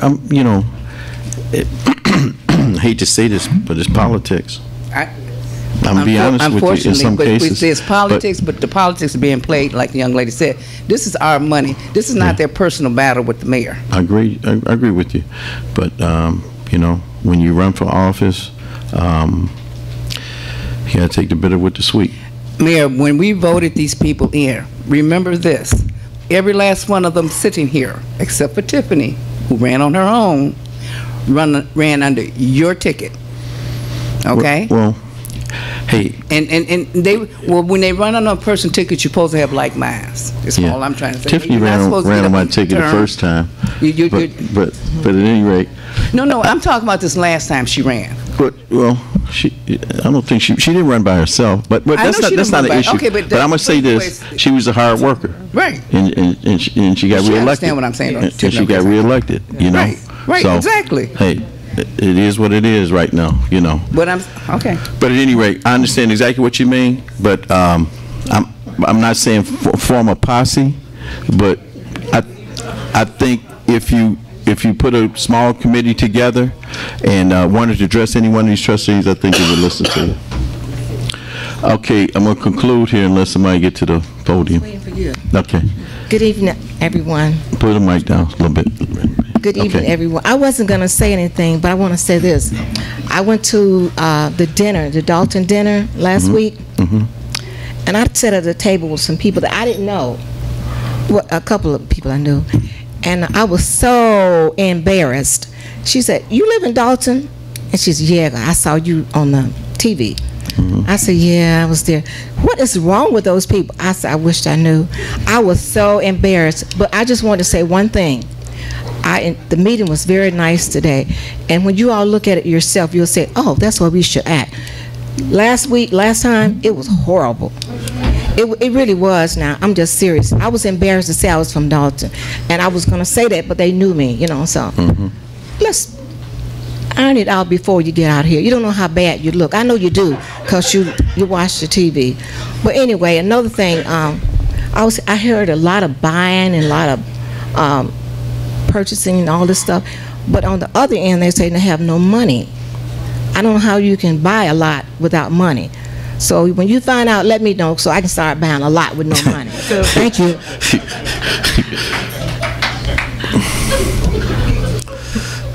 We got some calls in our office about who you were when we prayed for Dalton in your comments. So you must have left a lasting impression on some people. Okay, how you doing? How you doing? This is my first meeting. I've been in Dalton for 30 years. My first time seeing a board meeting was last week too. I'm not going to get on anybody. I just have a question about the Invest in Dalton program that I heard about, because it really intrigued me and the rest of my family members when I told them about it. So how can I find more information about it? Or you, Elizabeth, you had that flyer? Okay. Right. She could you have it, Madam Clerk? Tomorrow, if you like, you can come up. What time will you be here tomorrow? Here. Let me give you. She'll be here at 9. Okay. So somewhere in between 9 and 1, something like that. If you can come up. Here? Yeah. Okay. She can give you that information. Okay. Okay. Hold on, sir. Trustee, she's going to give you a couple of business cards. You could talk to the ones directly, and that way you get the actual facts on that program. Thank you.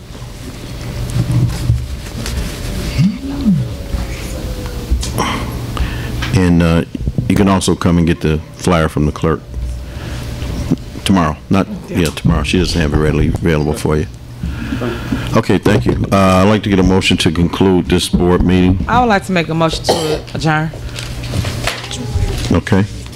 Can I get a second? A second. Okay, it's been motioned and second to adjourn this board meeting. Let the record reflect that it is 9:51, and let's take a roll call. What was that? Order, please. Motion by Trustee Henyard, second by Trustee Denton to adjourn. Trustee Muhammad. No exec session, right? Trustee Muhammad. Aye. Trustee Stubbs. Aye. Trustee House. Aye. Trustee Denton. Aye. Trustee Pearson. Aye. Trustee Henyard. Aye. This meeting is adjourned. Thank you all for coming. 9:51. 9:51.